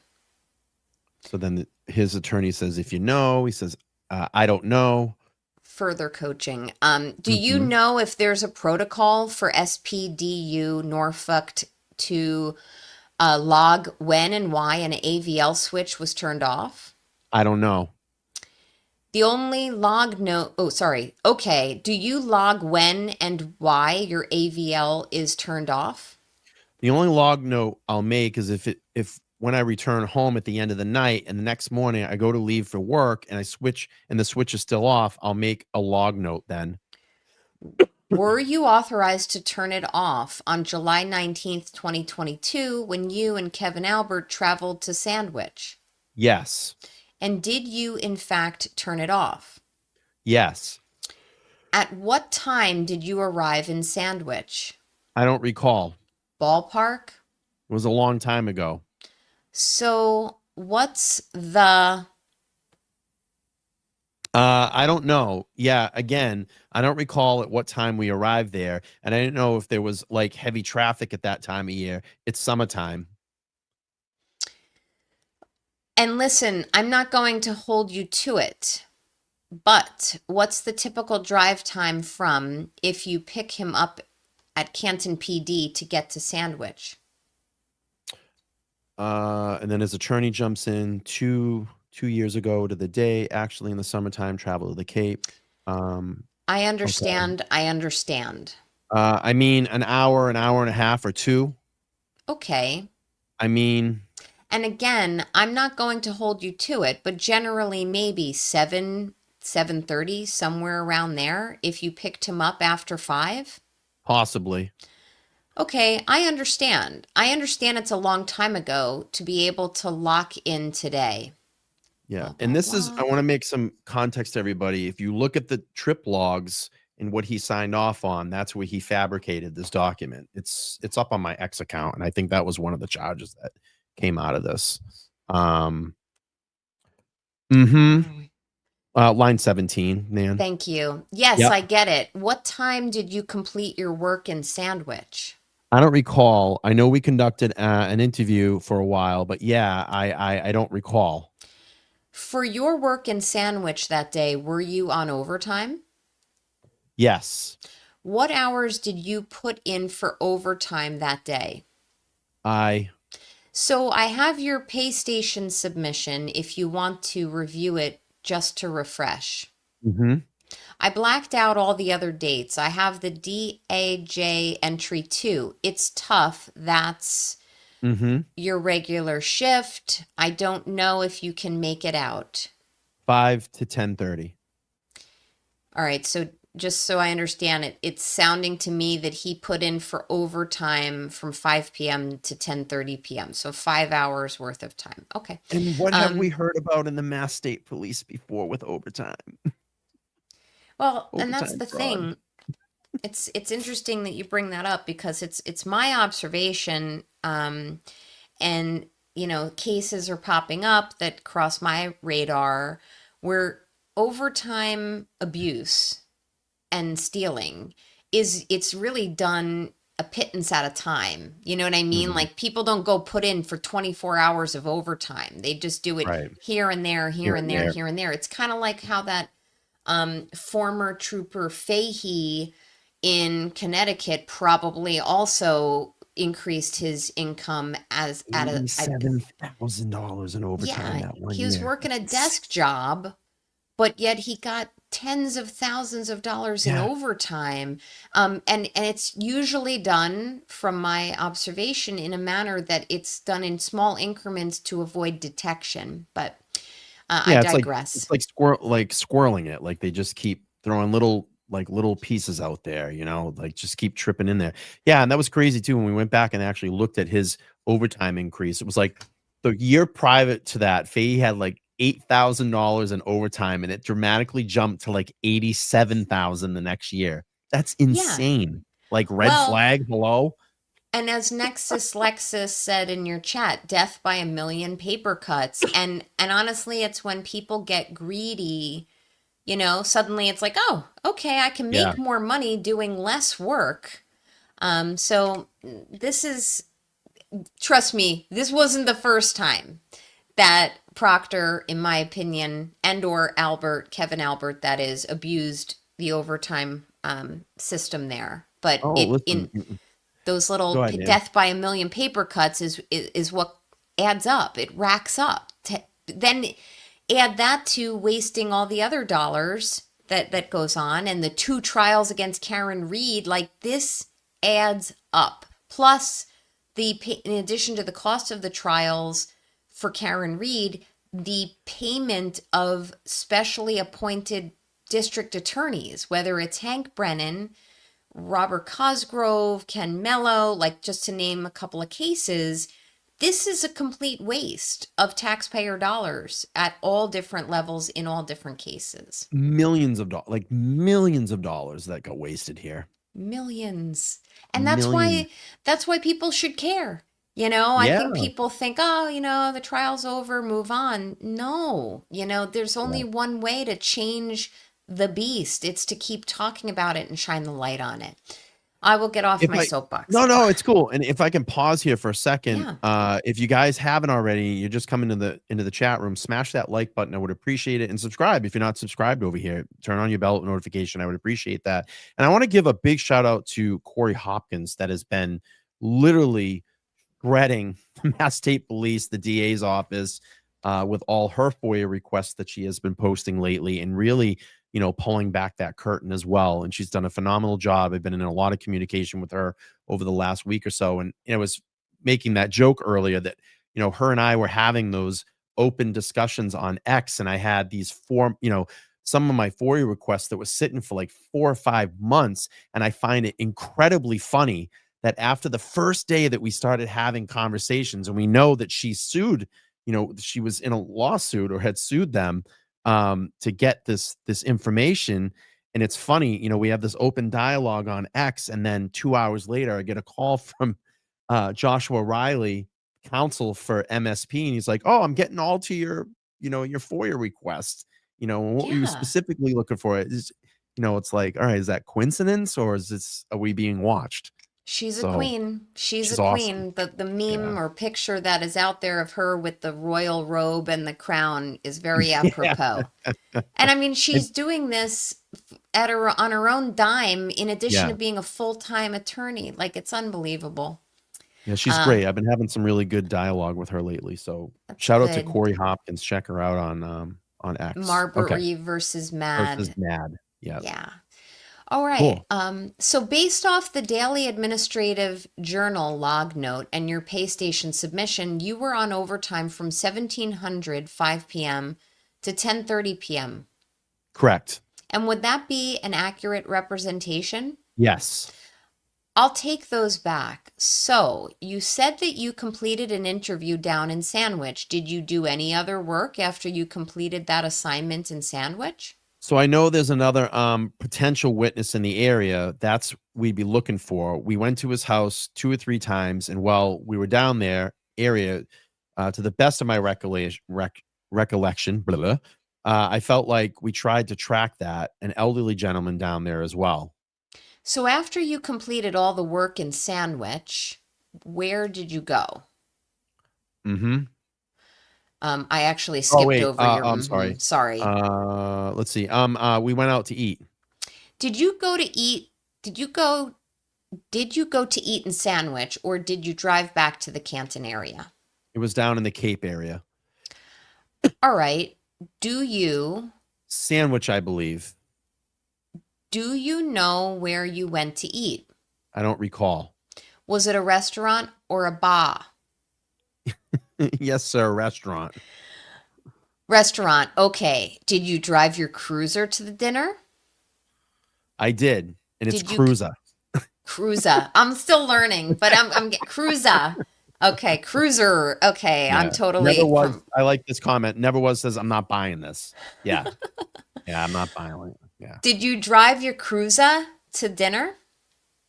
Where You, am I? oh, I I think did. I went back. Okay. 19. I did. Did you consume alcohol while having dinner? Yes, sir. How many alcoholic drinks did you have? To the best of my recollection, one or two beers. It's funny. He can kind of remember what he drank that night, but they don't remember where you ate. I find that so hard to believe. It's not like fucking there's a million restaurants in Sandwich. So let's put that out there. Anybody that's been to the Cape, you all know like all the little food spots where you're gonna hit all those areas like Chatham, Plymouth, Sandwich. You're gonna know where all those little spots are. It's not like you fucking forget what restaurant you went to when you're in a specific area. I Well, mean, I everybody's going to agree. agree with me here. I'm telling you. I agree. However, one of them forgot to take control and custody of their own weapon. So Weapon, maybe right? maybe we can cut him A some lot more slack than that one or night. two beers. I know, it's unbelievable. But I agree. I Excuse think me. he was just intentionally hiding where he went. Yes. Um, okay. What did you do with your firearm and badge when There you you went to go. the restaurant? There you go. The firearm. I kept lockbox underneath my seat. My badge, either I put it in there or I locked it up in my glove box. Is the lockbox secured to the vehicle somehow? Yes, there's like a wire with the key lock to it. Do you know what Kevin Albert did with his firearm and badge? To my best recollection, he was either if it was able to fit in his lockbox, or if it wasn't able to fit, I locked it in the glove box. So those It was secure. were the options he did, but you did not. But do you know where he secured it? I don't recall.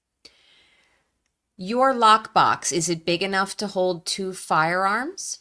Depends on if it's in like nine or if it's a 9 or a 45. It depends on which firearm and the caliber. And again, and I kind of stepped on you there for a second. So do you know whether his firearm was secured? It was secured. I just don't recall if it was in the lockbox or the glove box. Does the glove box lock? Yes, it does, sir. And that's just a key lock, or is there some other fancy lock that you put on there? It's a key lock. How long did you and Kevin Albert stay at the restaurant? I don't recall, sir. After you ate dinner, did you stay to have more drinks, or did you leave after dinner was complete? To my best of the recollection, we left when the dinner was complete. Did you drive your cruiser from this Cruiser. restaurant? Yes, sir. Did you go to any other restaurant or bar other than where you had dinner? So I'm going to pause this. Penny says, bank or credit card statements give names of restaurants in charge. The restaurant will have their guest copy of the receipt. Absolutely. That's right. Oh, wait, they probably paid cash, right? Well, and I don't know where this line of inquiry is ultimately. Oh, hi, Lady Zelda. Yeah. How are you, Zelda sweetie? says convenient amnesia. And I don't know fully exactly where this line of questioning is going to end up, but I can tell you if they went to a restaurant or a bar, had a dinner, there were drinks, and now we just read that Proctor said no, we didn't go into anywhere else other than the restaurant or bar. So, well, then why was one or both of them significantly intoxicated? Like, I don't Right. know. On my planet, you go to dinner and you don't walk out of it completely wrecked or banged up. It sounds like these guys, one or both of them was so banged up that they didn't remember to secure or even remember that they had a firearm that evening. Yeah, So, and Nexus says they would have submitted their expenses. Sure, if you're telling the truth. If you're telling the truth, because again, that's a paper trail. yeah, All right, I 24. agree. 24. Did you go to any other restaurant or bar other than where you had dinner? No, sir. So from the restaurant, where did you go? Back to Canton to drop Kevin Albert off. Yeah, About what time did you drop him off? I don't recall. Where did you drop him off? Back at the PD? I dropped him off at his house. So based on AVL, Mm-hmm. so from dropping Kevin Albert off, so I blocked out the location so it might be a little difficult for you to make out, but from dropping Kevin Albert off at his house, does he live in the same town as you? Yes, sir. And you both live in Canton? Correct. Did you go anywhere after you dropped him off? Not at all. I that I can recall, sir. No. So I believe it shows you returning home around 22:54. Mm-hmm. So about how long of a drive is it from his house to your house? 5 minutes. So would it be accurate saying you dropped him off around 10:45 to 10:50 p.m., somewhere around there, Yeah, sure. give or take? Yes. Fair enough. And again, I know it was 2 years ago. About how long did it take you to get from Sandwich back to Canton? Again, I don't recall travel time from Sandwich to Canton. Um, so generally speaking, not specific to that date, generally speaking, how long would it take to travel? What time would you have to leave Sandwich to get back to Canton around 10:45? Like 9:30, 9:45-ish. And then his Um, attorney's going to jump in. Well, I don't guess. I mean, if you don't, he's basically saying if you don't know. yeah, that I mean I that's guess the question coaching, but is, yeah, how many I don't. times does he want a sandwich? Okay. Yeah, here's a coaching question too. I guess the question is, this is his attorney. I guess the question is, how many times has he gone to Sandwich? And then Yeah, you have that Dwyer that's a speaking in. great Go ahead. question. How many Yeah. times have you gone to Yeah. Sandwich? Oh, okay. That's a good one. Maybe half a dozen in a personal and professional setting. What Excuse has me. what has been the average time it takes you to get from Canton to Sandwich? Maybe an hour to an hour and a half. And would that be the same for the return trip home? Again, it was a long time ago. I don't recall. Okay. Not that specific incident, but like in your experience driving from Sandwich to Canton. Best estimate. Yeah, best estimate. Fair enough. And was it you that drove your cruiser back to Canton? Yes, sir. What time did you turn your AVL back on? I think it's noted there. It looks like okay, 22:54. So that's 2250. That 22:54 may not be when you returned home. That may be when you turned your AVL back on, correct? On my way home, yes. So that night, how many drinks total did you consume?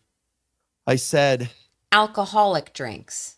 my best recollection, one or two, and then the attorney's gonna jump in. One or two, or one or two. What?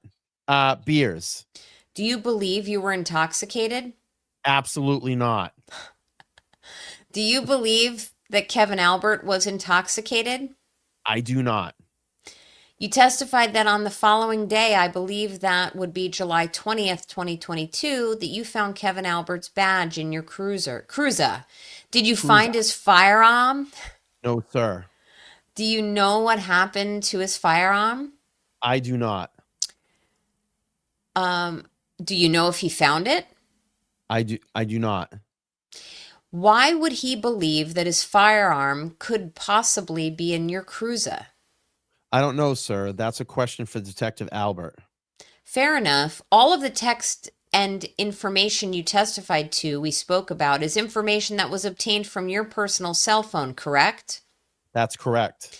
Is there any other information from your personal cell phone, whether currently there or used to be, that was not introduced in the Karen Reed trial that could in any way be connected to any investigation that you have been involved with? I know that's a long-winded question.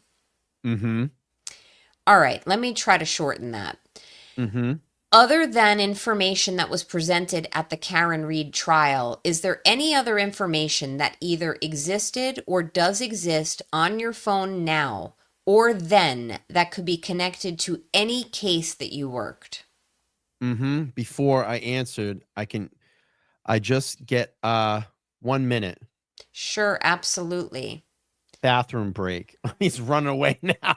So, but you know what's funny? I will at least while he's taking his little pee pee break, I I will tell you that is a huge no-no. Like in the jurisdictions I'm licensed, you cannot be excused when there is a question pending. In fact, Really? we give you that instruction in depositions, which are out of court sworn testimony, administrative hearings, or in trials, both criminal, civil. You if there is a question pending, you can't have a break. So I find it, while I don't think this issue of is there anything else on your phone is like the most significant question of the day, I don't think it is, but it's an important question. And here he goes saying, "Oh, can I take a quick break?" I would have said, if I were Dwyer, no, you can answer my question first. Because he could leave, he could go in the bathroom, he could talk to his Serenity attorney. saying he's communicating with someone. Yeah, he's Yeah, communicating with maybe, someone. allegedly, maybe. Yeah. Yeah, So it's sus, as very my kids interesting. would say. Yeah, yeah, All right, so he yeah. takes his little fake pee pee Can I break. take a quick pee-pee break? You legit? I Do gotta you? go. Yeah. All right, good. Let me Good talk to time your to pause. audience. I'll be right back. All right. So I'm taking control. I'm taking control of the show, guys. I don't really know how to do that, so I'm just going to. I can't even turn the pages. I will tell you all. Like, thank you for joining this evening. Yeah, I'm seeing a lot of people in your chat, and if anyone has questions, I'm here to answer them. It looks predominantly positive in the chat, which I'm also happy about. Thanks, Lady Zelda. I appreciate it. You know how many streams I've done where I've had to pee, but I just keep going. And look what Brian did. He bailed on you all for Mother Nature. He called. Now, but I think this is very important to be going through this type of testimony because it's more than what you would have ever seen at trial. There was no way Lally was going to let all of this in 1.0. And there was no way Bev was going to let Alan Jackson get to more of this in his questioning. So it's very helpful. I, Wait, you're chewing. Like, did you actually eat dinner? Did you no, eat I had to something? I took a Tums because my heartburn. I had Oh, pizza sorry. for dinner and I ate really quick before we started the stream, and it started whacking me about 2 seconds ago. So I'm like, I need Pizza a Tums. sounds, I don't, with all this talk of sandwich and pizza, yeah. But Yeah. anyway, okay, There was a so pending question I wanted to get to here. Hang on. a pending question in your chat. Yeah, and I want to answer it, but I don't see it anymore. Hang on. Lady Let's see. Zelda, get me a sandwich, stat. It was something about FOIA requests. If the person that had that question about FOIA requests, if you can retype it, I'll bring it up. Okay. I hope everybody's enjoying this so far. I think we probably have like another 20 minutes. We're on page 50 of 79, so we're moving pretty well here. I want to thank Nan for doing this. My pleasure. These can be very long sometimes reading through transcripts, but again, it's very important that people hear this, even though there might not be some scathing things that come up or gotcha moments, but I think we have some context to hear as to what was going on in his brain, and I want to hear about it, and I wanted to get out there and get this out for the record for us so people can discuss it and go over it here. So, all right, I we'll move agree. on. We'll move on. Okay, and And we're back on the record. Look. Nexus, that sandwich you described sounds spot on. Bet. Josie's asked, okay, this is the one. Is there any checks and balances for FOIA requests? How do we know if they are answered accurately and honestly? I mean, it's a great question, but go ahead, Nan, if you want to grab this Yeah. one. So the short answer is you never really know. There's an Right. element of the honor code involved. The little bit of a broader answer to that is there's varying state laws and jurisdictional nuances that really influence how a FOIA request is responded to and what's included in it and by what date it has to be disclosed by and what the rights and remedies of an applicant are if they don't receive the materials, if they don't ask for the materials properly, or if they don't receive substantive information in response that's whether they didn't get everything they asked for, or whether they asked for things and what they're receiving doesn't match up with what they asked for. So the checks and balances is really the discerning eye of the applicant. So for example, Brian was mentioning Corey Hopkins the other day and her FOIA requests that she's put in. So I don't know what her FOIA's requested, but she asked for a body of documents and then got them. And as it turned out, much, not much, but some of what she received was information that hadn't even been released to a litigant in Right. a criminal matter. So there's times where there's even human error.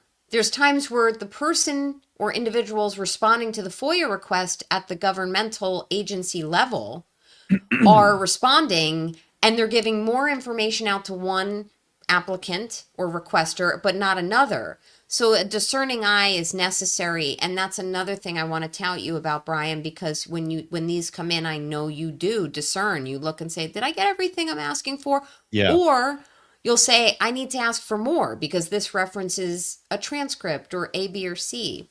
I hope that answered your question. And if you have any more, need more information, please feel free to reach out to me. And I'm also going to let people know this, because when they respond, they put um, a legal paragraph out when they give you your FOIA request. This is: the department considers your request as a submission pursuant to MGL C66. That's the law, Massachusetts Public Records Law. If you wish to challenge any aspect of this response, you may appeal to the supervisor of public records following the procedure set forth. And there's another law that they quote, a copy which is available at, and they give you a link. You may also file a civil action in accordance with in the law that they quote. So you have those abilities to do that as well. If you feel like you're not getting the full context of your FOIA, you can challenge them. And Yeah. look what Corey Hopkins has done, and look what she's gotten. So you have the ability to do that. Yeah, that's great. Always read what you're getting. By the way, if anyone is watching and does make FOIA requests and does get materials and has questions about what you've ever received back, if you've gotten everything you asked for or you don't understand what you've received, my door always remains open if you want to check in with me and see if you need, not that I would help you with it, but I could help better answer your questions. So if you need to ask for more complete or specific information, that offer stands to you. All right, Awesome. getting Let's go back. back on the record here. All right, back on the record. Somebody strike a gavel. I'm going to rephrase that last question I asked. Understood that there is information contained contained in your phones that's relative to investigations, right?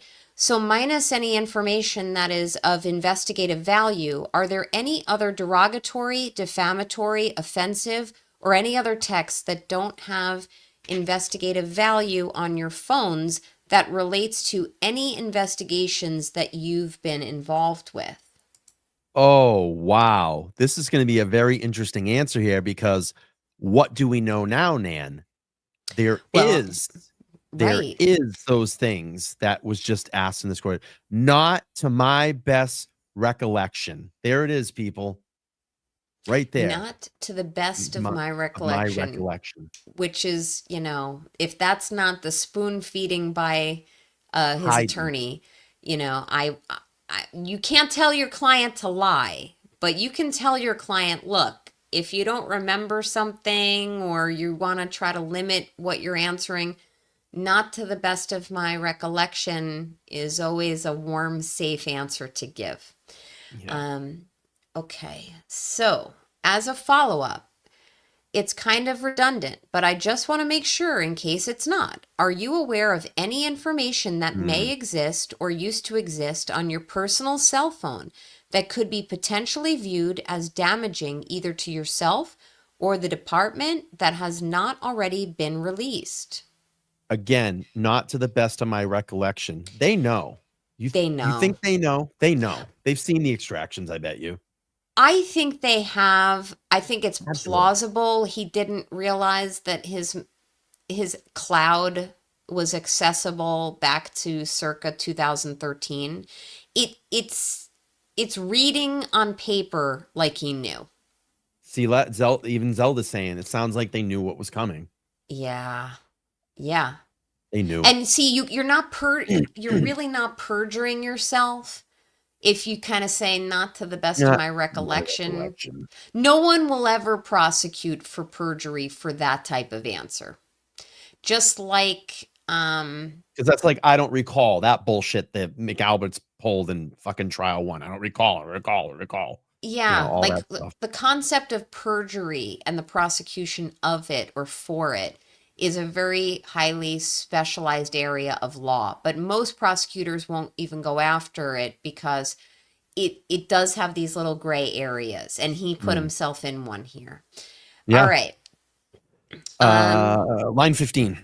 Do you have a work cell phone with a telephone number ending in beep? Yes.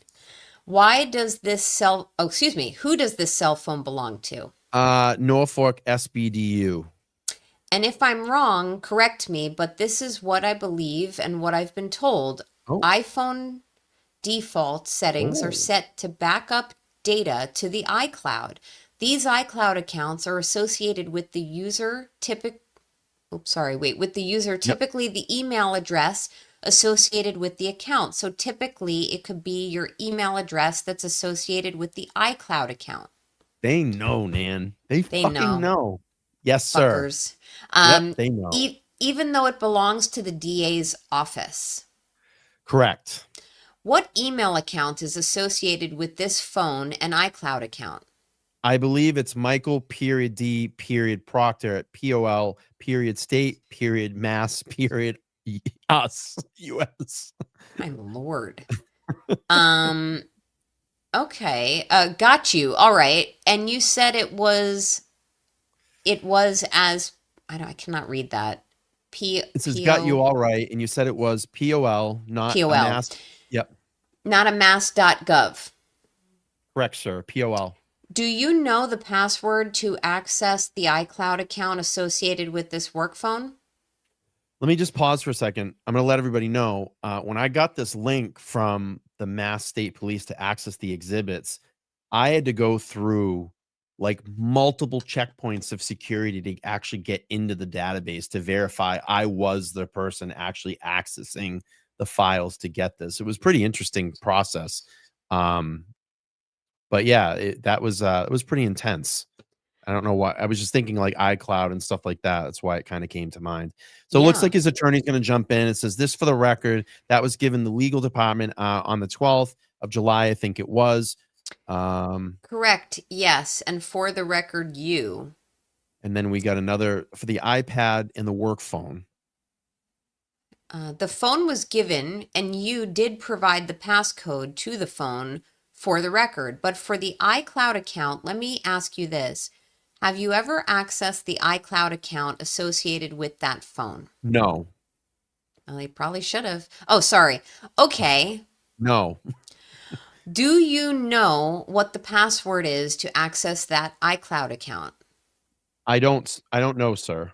Have you caused anyone to delete or alter any information contained in the iCloud? No. Have you or has anyone altered or deleted any information on the work cell phone that, again, could be viewed as derogatory, defamatory, offensive, or viewed as damaging to yourself or the No, department? sir. Other than yourself, do you know of anyone at any time that you've had this phone or now that has access to the iCloud account associated with that cell phone? The only person I think that might have access to it would be the IT employed in the office, Howard. But I don't know what his capability as far as accessing the iCloud for us and our phones. So it's not protocol where like your first line supervisor has the accounts and passwords for all his subordinates? No, sir. Are you aware of any information that may exist or used to exist in this iCloud account or on your work cell phone that could be considered discoverable information that has not been turned over? To the best of my recollection, no. To include facts of the case or comments about individuals? Again, to the best of my recollection, no. Are you aware of any information that may exist or used to exist on the iCloud account or the work cell phone that could potentially be viewed as damaging to either yourself or the department? Again, to the best of my recollection, no. This is sinking him bad Yeah, right now. This is he's now really teetering into a stronger case for perjury. yeah, Yeah, just would give someone enough rope and they'll hang themselves. I think that's the saying. yeah. I'm getting Kelly Dever vibes here. But anyway, it's my understanding that you've enabled a setting on your work cell phone that automatically deletes text messages after 30 days. Correct. Is this correct? Yes. When did you enable that setting? I don't recall. Was that a default setting or is that a setting that you physically enabled? Again, when the phone was given to me, I don't recall what the settings were. Do you recall changing the settings so that the text messages delete after 30 days? Yeah, and I don't recall if I physically changed it or how the settings were. Have you ever deleted or Excuse me. altered any information on that cell phone? I believe I already asked this, but just in case, have you deleted or altered any information on that cell phone that could be in any way related to any investigation that you have been involved with that would be derogatory, defamatory, offensive, or damaging? Again, to my best recollection, no. Aside from the cell phones mentioned and the associated iCloud accounts, are you aware of any information such as text messages, emails, photographs, just to name a few, that may exist or used to exist from any source that has not been previously turned over that could be viewed as discoverable to any case that you've been involved with? Again, to my best recollection, no. He's just parroting the same Yeah. thing. It's like someone But smacking him on the back of the head, but you we know? all know the truth now. I I mean, know. It's like he lied so bad. he did. And look, he already wasted taxpayer dollars by instituting that appeal that he ended up Yeah. bailing on. I mean, one major indicator that someone is lying isn't the fact that they say, to the best of my recollection, no, or I don't remember. It's the chronic statement of it. Like, I can't tell you how many times I've gotten testimony from an adverse party where they're saying they know everything. It's kind of like when Jen McCabe knew all the answers that Lally was asking her or Yeah. Brennan was asking her, but suddenly she didn't remember a lot when it really mattered on really granular issues. It's the same kind of thing, and it is an indicator of deception. So, And it's all canned answers. Like, I'm sure like him and his attorney know. Like, he coached him through this. I'm telling you, the investigators probably knew.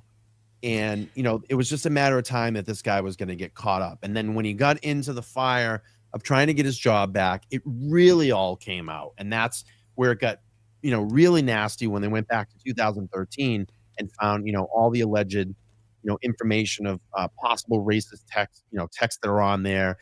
We found out about, him sharing like victim body part photos. Like, come on, bro. Like, you're caught.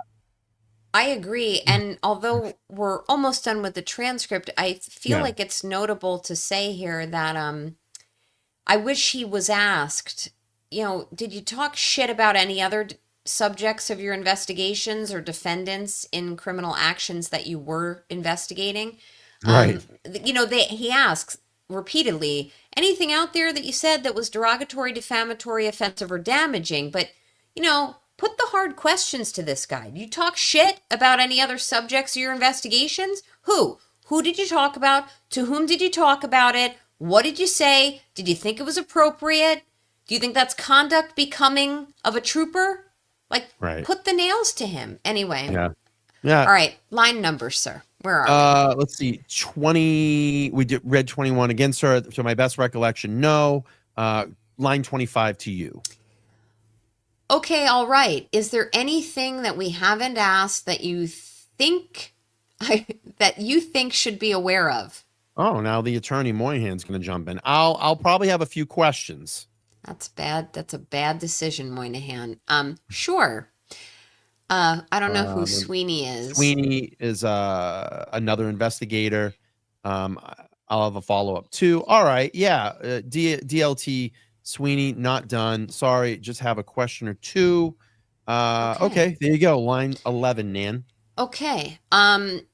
Do you know that there is any kind of written agreement with the district attorney's office regarding the AVL shutoff? Did you ever see anything in writing, or was that just passed down to you from supervisors? They submitted a to from sir, which was approved. Okay, so through your chain of command. Yes, sir. And is that something that everybody in the office does? Yes, sir. And the other thing, have you ever received an updated cell phone from the district attorney's office, or was that the first cell phone you received when you first came to the unit here? That was a second cell phone. The first one ended in not that changed my number, but the first one, I forget when it changed. I feel like it was around. I don't recall when I got a new one, but I've had two since I've been in the office. That was the most recent one, sir. Do you know when you received that one? I don't recall. It wasn't recently, maybe a year or two. So you believe it was after this case was initiated? Yes, sir. And when you received the new phone, presumably you have to sign in into your iCloud to transfer over all of the contacts and everything, right? Or did you just start fresh with this phone? Yeah, I don't recall. To the best of my recollection, I feel like I just logged in. Like I said, it was the IT guy, Howard, kind of like does everything, even passwords, and you got to and you're kind of good to go. Okay. So now we have Sergeant Johnson asking a question. So were both phones Apple, or was the first one a Droid? Wow, that's a long time ago. No, they were both Apple. Both Apple, okay. Now another detective questioning Sweeney. to sign into a new phone. If you wanted to maintain everything from your previous phone, you need an iCloud password. Yes. In my experience, so somebody had to do it. So you believe it was this Howard person? Yes. Okay. Now we have back to Dwyer. Okay. What happened with the first cell phone? What did you do after you were issued? It was just wear and tear. Like, No, no, no. I mean, like after you were issued this second cell phone, what did you do with the first cell phone? oh, I gave it to our IT guy, Howard. So you didn't throw it in a dumpster on a military database? I'm sorry.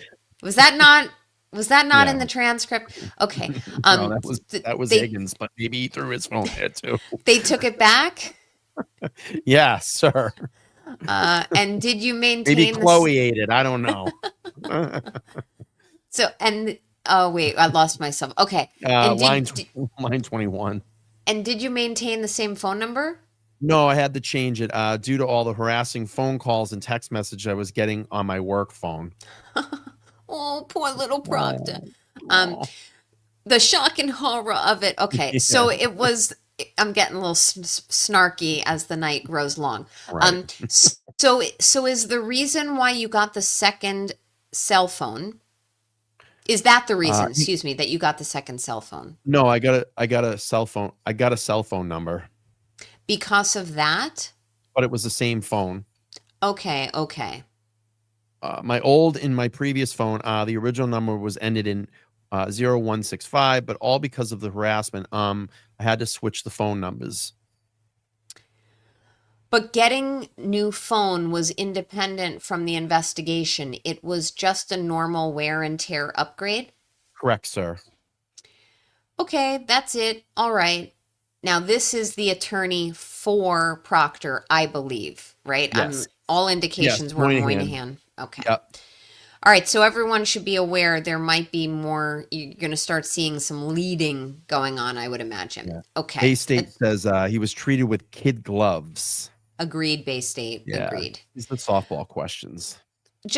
Okay, question from his attorney. Just a little bit of background, first of all. Trooper, how long have you been on the state police? Almost 11 years. Not enough to get a pension. If you get terminated, sorry. Yeah. What class were you? 81st RTT. Are you a college graduate? Yes, sir. Where did you graduate from? Anna Maria College. What was your major? Fabricating evidence. Criminal Not witness. injustice. Yeah, criminal injustice. Not speaking to proper witnesses. Oh, Working shit. backwards at crime scenes. Oh wait, did I go off on a tangent here? Those are really minors. Those weren't his Smashing majors. tail light. Degrading women, Spreading it around objectification, Canton. Objectification. Right. criminal Oh, shit, it's getting late. conspiracy, conflicts of interest. I'm sorry. Right. Okay. Did you attend law school, and were you accepted to law school? I was accepted into New England law. Oh, that's Jeez. it. I'm done. I'm done here. That's bullshit right there. Okay, did you attend? I did not.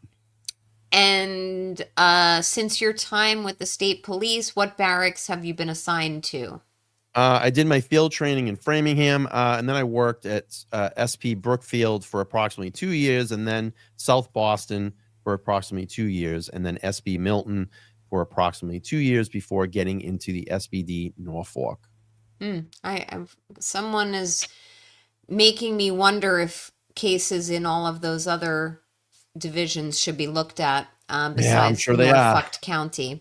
Have you served in as an FTO, field training officer? Yes, sir, at South Boston and Milton as well. Gee, we should pull those files. Agreed. This has got FOIA written all over it. Yeah. And you volunteered for that, obviously, correct? Yes, sir. And since you've been assigned to the Norfolk SPDU, how many homicides have you worked on? Approximately 20 to 25, because officer on 5. Let's pause for a second. Take a breather for a second, Nan. Motions and CPA, thanks for the 5. Says, you're all doing great. Proctor's a potential lawyer? No bueno. Proctor, a potential lawyer? No bueno. I know, it's making me rethink my career. All right, we're almost through here. Thank you, Nan, again for doing this. We, probably another 15 minutes or so. Thank you all for hanging out with us tonight. And this table read, they can get long sometimes, but we really wanted to do this, and we were set to get this in tonight. And again, if you haven't hit that like button, please smash the like button. We'd love all the thumbs up. And if you haven't subscribed, please make sure to subscribe, turn that bell notification on. Ready to read? Line 24, Nan. And by the way, guys, show Brian some love here. Everyone likes, so let me see some emojis for my friend. He did a really great job. He really did a great job here. All right. Line what, sir? 24. 24. Okay. And in the 11 years you've been on the job, have you ever had a disciplinary complaint? Not a single one. Well, you have now, sir. You...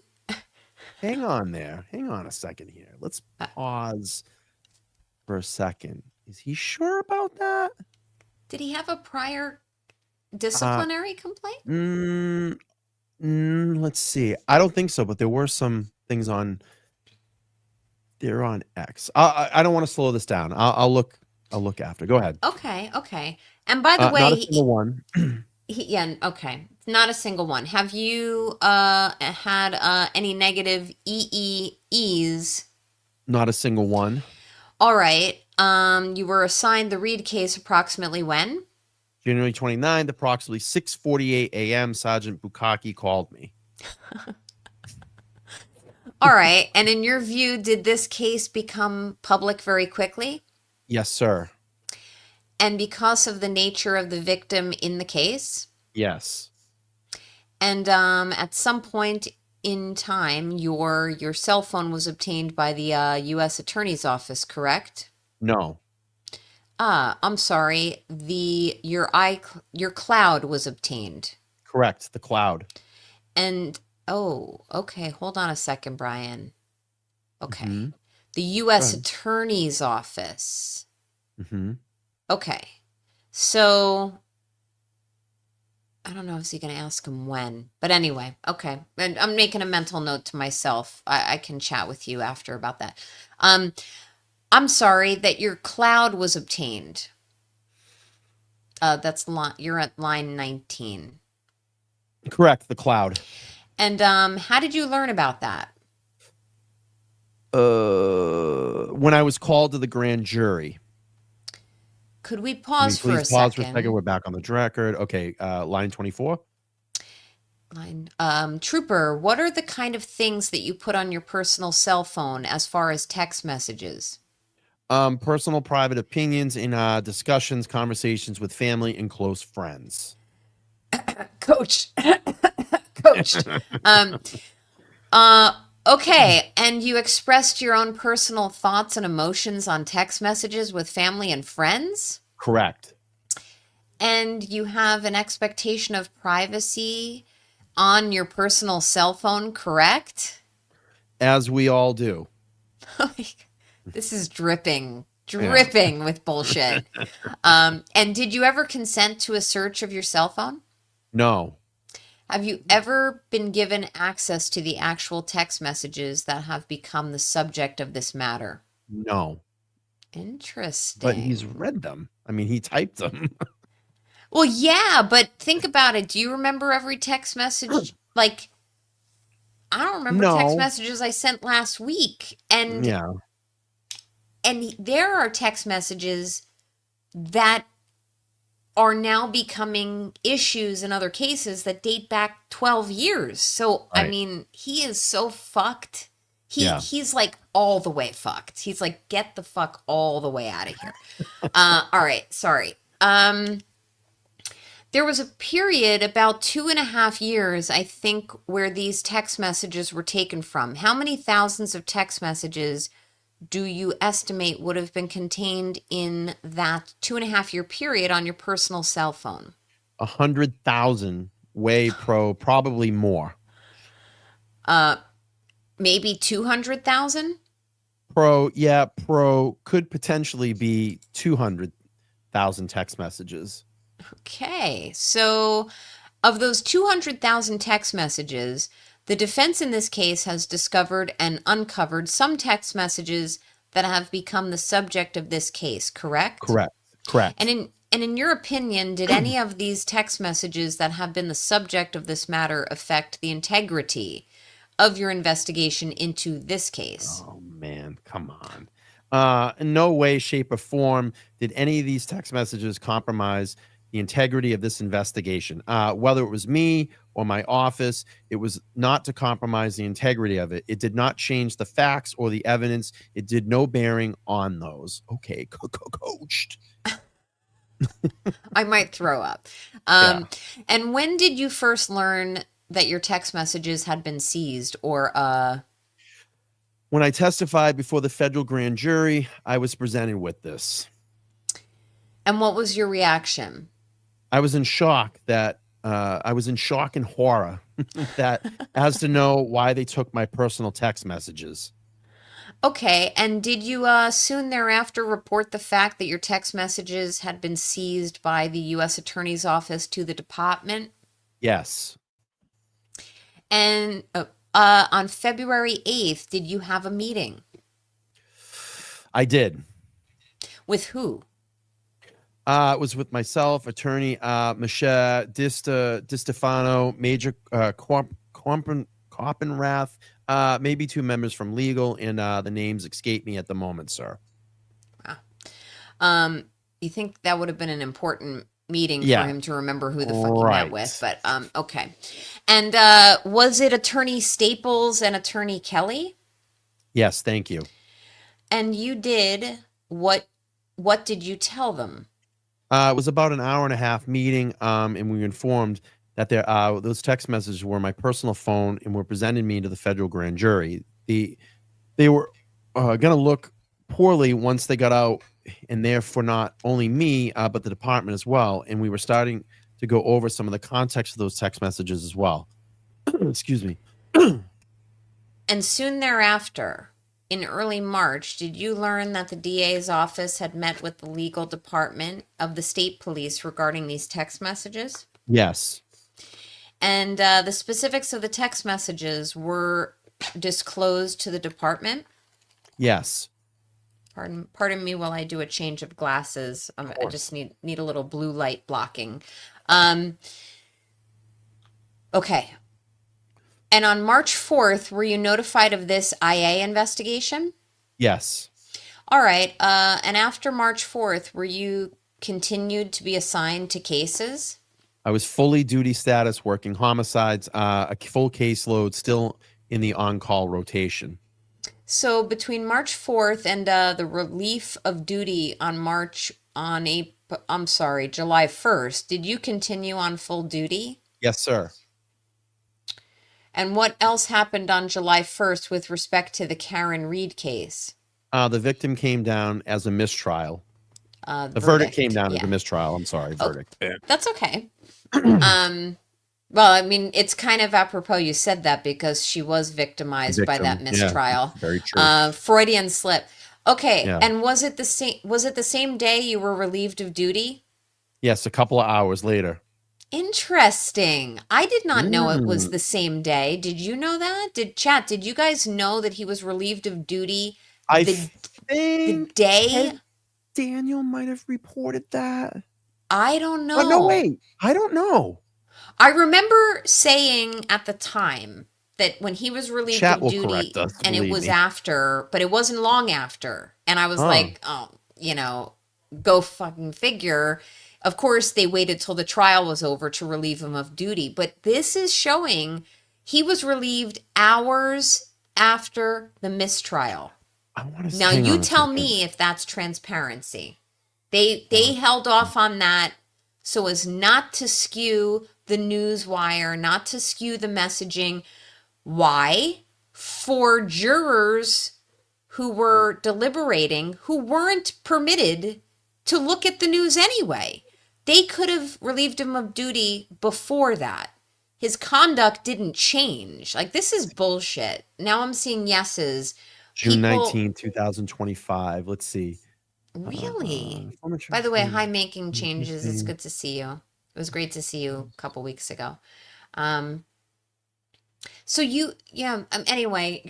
I didn't know that Proctor was relieved of his duty on July 1st, 2024. The same day Reed's first trial ended in a mistrial.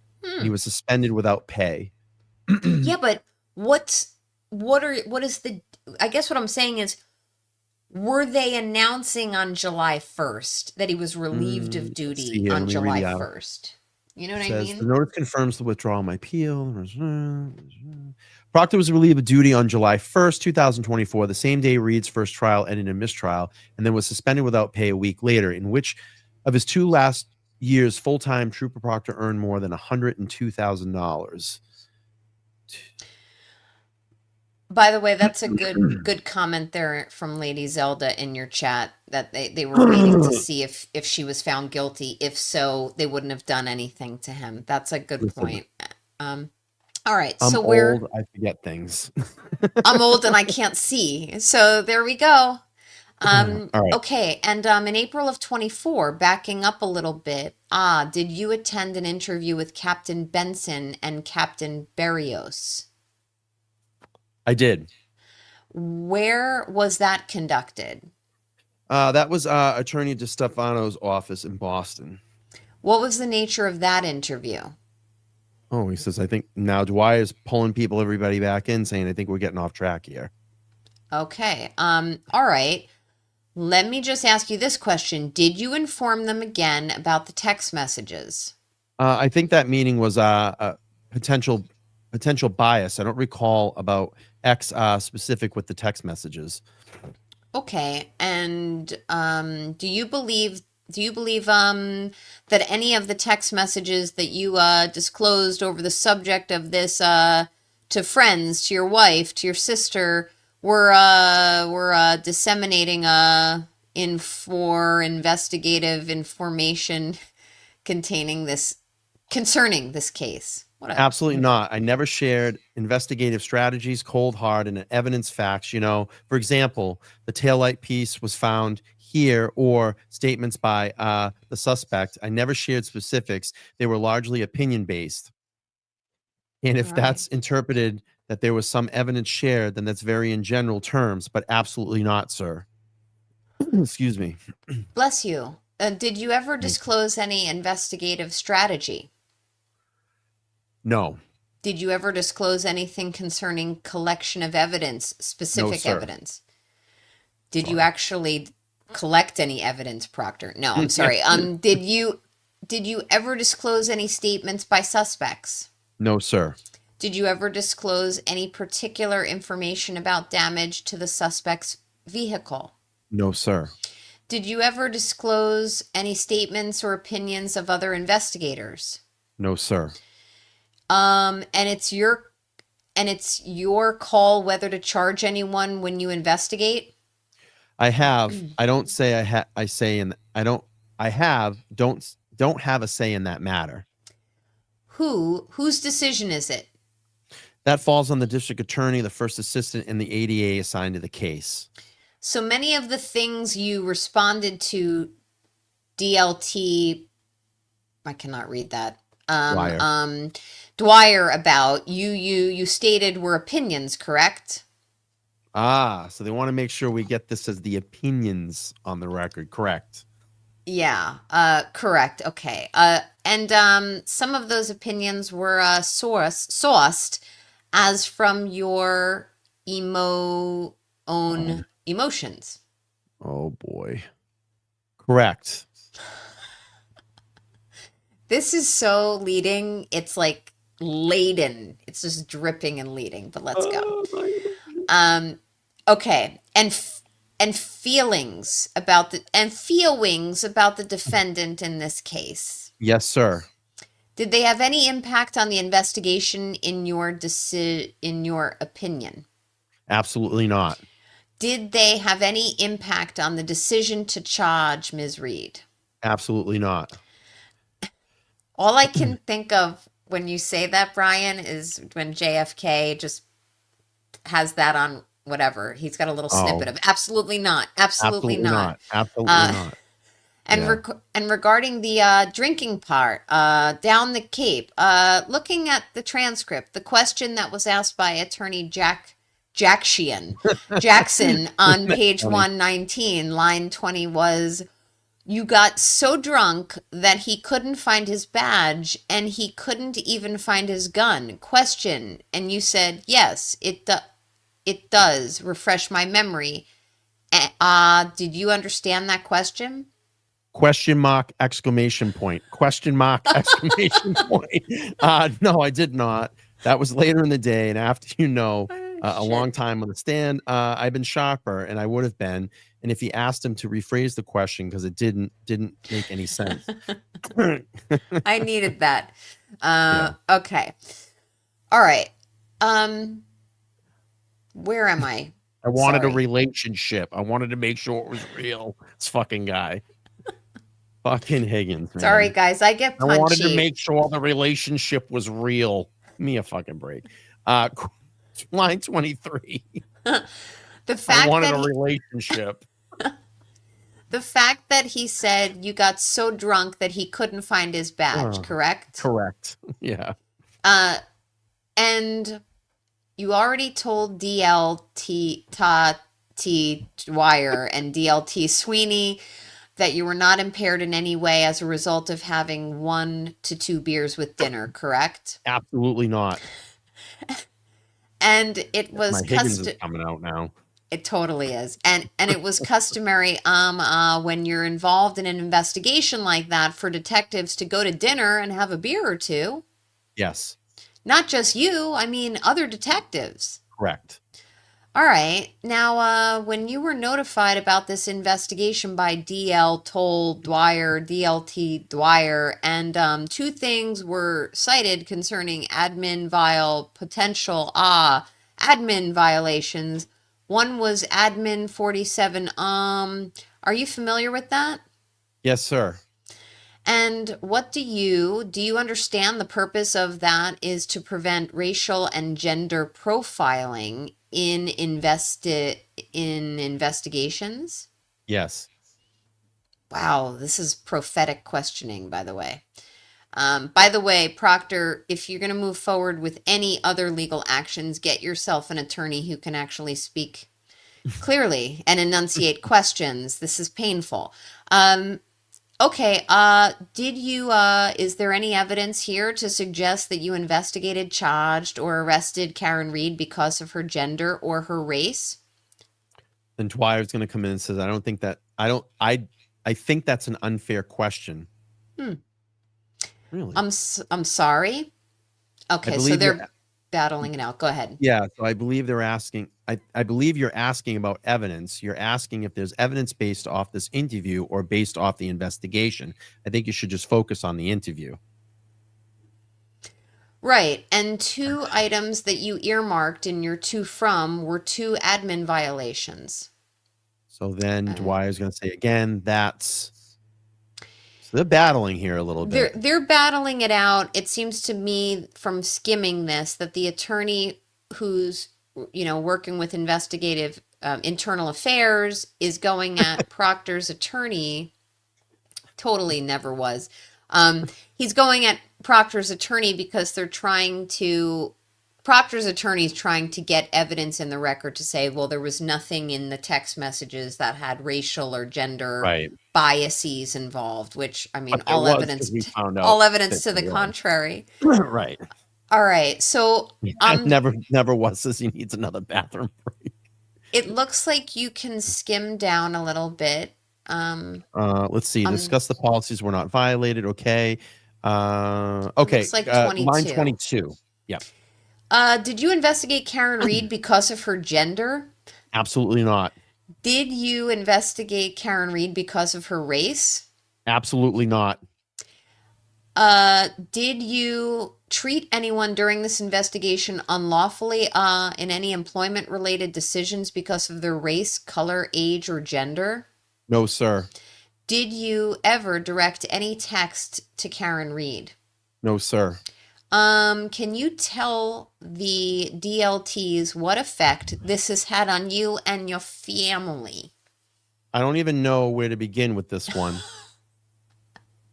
Yeah. Sorry. Well, look what you did to Karen Reed. I don't. Have you been? Let me ask you a few questions. Have you been the subject of death threats? Yes. Has your family been? Not death threats. Unrelenting harassment that's still going on to this day. Just 2 nights ago, my wife got 16 phone calls through the night, left 4 voicemails. We got 2 anonymous letters in the mail just last week calling my wife derogatory names and wishing that I shoot myself or unalive myself. Interesting, by the way. Isn't that ironic that he would text to his sister, I believe it was, that he should, or whomever it was, the sister to him or him to the sister, that she should unalive herself, but now he's complaining to this investigating body that he's getting his feelings hurt because there's calls coming in suggesting he do something similar. You want to talk about prophetic irony? Yeah. Yeah, and let me ask you this: why wouldn't he be submitting this stuff as evidence? Or well, did he submit this as evidence? I was thinking that as well. As we read along, I'd like to see if there's a request made. Do you have phone records or evidence of that? Because if he indeed did submit evidence of it, you would want to request that by FOIA. Yeah. Or if there is a request that they give him to submit it and he didn't submit it, that's also evidence of bullshit, meaning he's complaining about it but has no supporting evidence. So we'll keep an eye on it as we're finishing up. So it goes on here. A couple of months ago, another anonymous letter wishing my children have cancer. The protest with 40, 50 people outside of my home, and the blogger out on the front of my house with a bullhorn. People parked on my lawn, spitting at my house. Consistent phone calls, emails to my wife, work, trying to get her friend in trouble, get her in trouble and fired, bringing my children into this, posting videos of my children, me changing my son's diaper. My sister now has been dragged into this, her kids, my mother and aunt, my cousin in Florida, and I have received letters. It's been 2 years of hell for my family, living hell. And I just want to say this, I'm going to put this on the record. I don't condone any activities like this. I don't want anybody going out harassing anybody like this or whatever. online stuff. I think you're all smarter than that, but I am not directing anybody to do this. So anyway. I agree. But I agree. And I would simply say that he gave more of a substantive answer to that question than any other investigative question that was posed to him in the Well, they all did. IA proceeding. And they did. And they Right. all did it on the stand as well, too. I mean, Right. So line 13, yep. are you and another family member the victim in a criminal defendant in a criminal case right now? Yes. And what is that case? Oh, look at this. That's Commonwealth versus Aiden Carney, aka Turtle Boy. Maybe your chat knows. I'm a little fried right now. I'm wondering if I think that charge might have been dismissed. I think that one has been, but I believe so. There's so much to follow in all of this. I can't even get my head wrapped around it sometimes. Yeah, I'm a little fried, but I think that one was dismissed. Right. Okay. And Dwyer is going to say, I think that is inappropriate. Where is that? I think that is inappropriate. Okay. I'm not going to go into any details, but I just want to get it on the record that he's a victim in a case and your wife is too. Correct.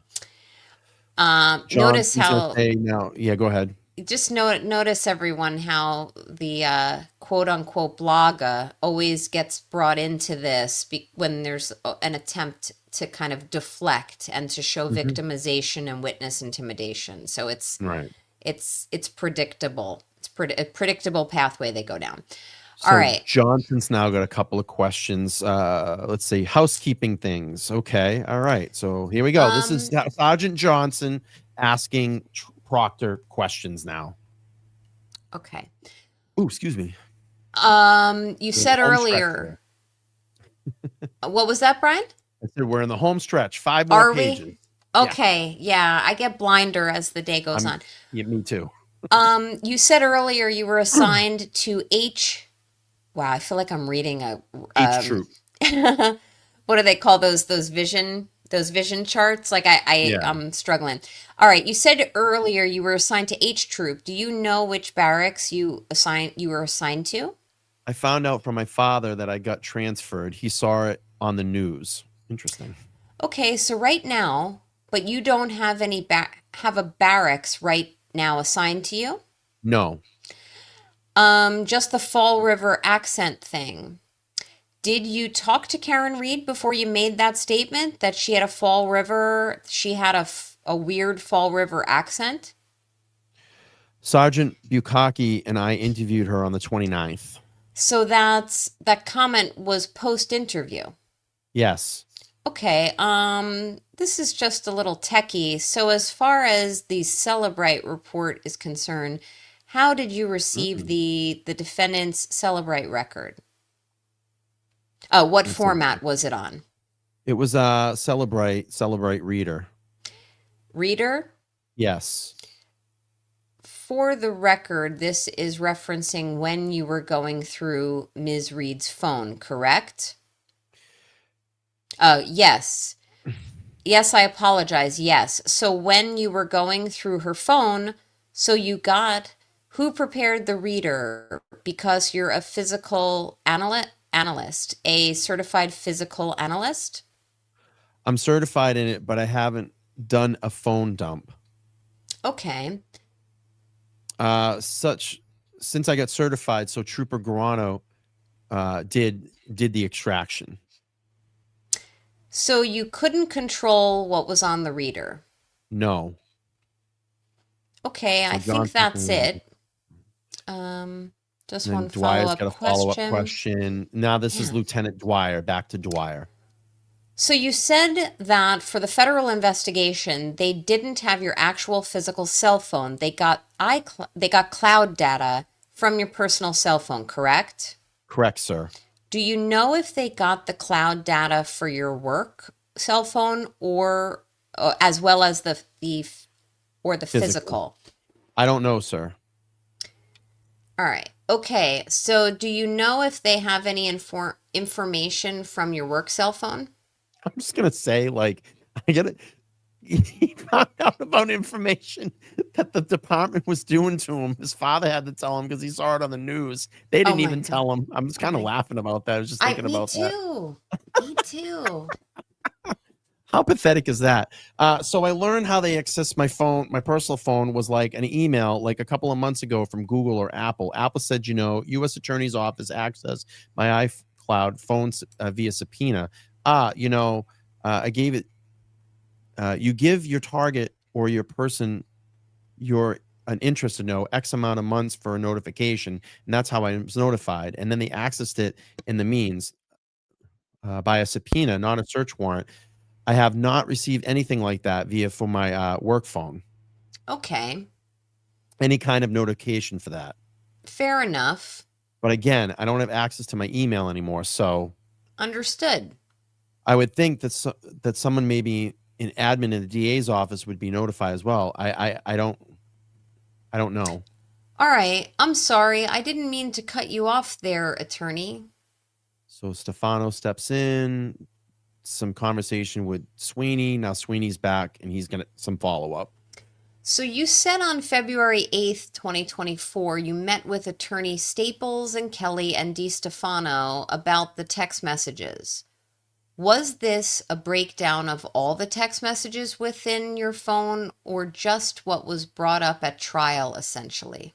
So Moynihan's going to jump in. This was February 20th. Dwyer says this is after the grand jury. After the grand jury, yes.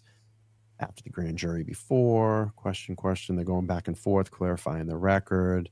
Proctor says, so it was February meeting after I was testified at the federal grand jury, and it was a decision about the discussion about the text message, how they were unprofessional and how they could potentially be interpreted. We decided to go into contact. I mean, we, the district, attorney DeStefano, sorry, it's a long reading session here. I can't remember specifically what I had shared, but they didn't really want to hear the full context at that time.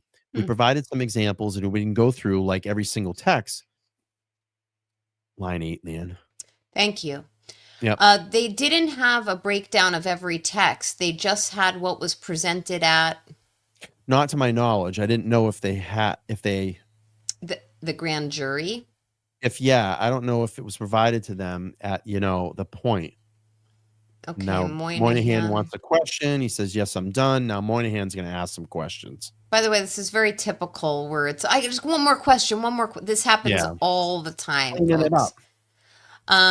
So I'm sorry, what line we're at? Line 20. 18?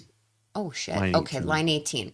At some point thereafter, did they get the specific text messages?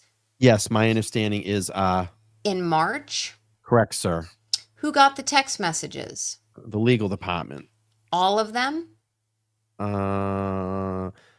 That's line 1. That's what you were told, correct? Yes, I was informed by Attorney DiStefano, the MSP legal. I met with ADA Lally and ADL McLaughlin, where it was read in the full context of these messages.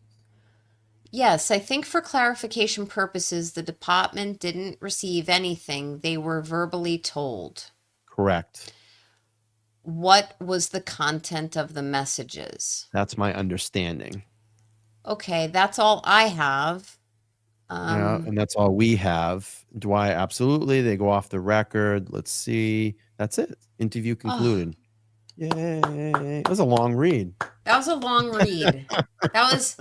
I'm feeling my seasons. The trolls are right. I'm old. My eyes hurt now. Yeah, what happens when two almost boomers, but not boomers, read what I want everybody to do, pages? Yeah, what I want everybody to do if they have the opportunity, you can go to my Facebook page. It's probably a lot easier to find it because tweeting can get a little wacky, but all the exhibits are over there that you can view that give more context to the transcript that we read through. I think one that was really interesting to me, and I just want to pull this up before we go, Nan, that I really enjoyed looking through was the notes that were given to the investigators, and they had all this like kind of broken down through those questions that they asked, and you can read all this. The following timestamps, quotes, and notes are from Trooper Proctor's testimony viewed from the court TV video. below are the links, et cetera, et cetera. And this is where they have, all the notes where they asked him about, those specific questions during the testimony there. So I thought that was really Oh, that's a interesting to go through helpful, this. It's that is it's a cool. Yeah. helpful document. This is where they got like when we'll look at this one here. From all accounts, he didn't do anything wrong. She's a whack job C. And yeah, the babe had a weird Fall River accent and no ass. So like that's where they're sourcing their questions from. So please check that out. I dropped my Facebook on there. You can connect and read through all those exhibits. And it gives context, like I said, to this. So hopefully everybody enjoyed this. I know this is a long night, almost 2 hours and 45 minutes. Nan, I appreciate you jumping up here. That was a lot to go through. And the back and forth, I think, made it a lot funner because usually when it's just one person reading through a transcript, it's not very fun. Yeah, but you know what? You're my friend, and I like doing that with you. So it's my pleasure. And also, after reading through it now, I'm formulating some follow-up requests that I will suggest to you to make some supplemental FOIAs. So I this have a is ton more. We're still waiting on, and this is the one I'm kind of frothing at, is when Karen's phones got seized.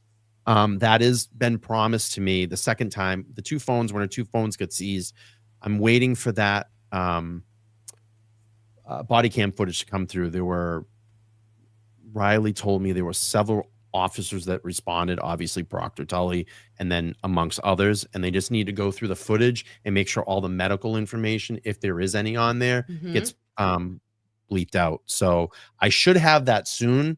I'm kind of hoping tomorrow because Riley did get back to one of my FOIA requests today, and that was about the phone call between Barrows, Buchanan, and Proctor, and what they're telling me as far as the MSP, because I said, well, these got to be recorded lines. There's got to be a recording of this. And it says this call is in reference to Sergeant Barrows assisting Massachusetts State Police troopers in the impoundment of Karen Reed's SUV in North Dighton.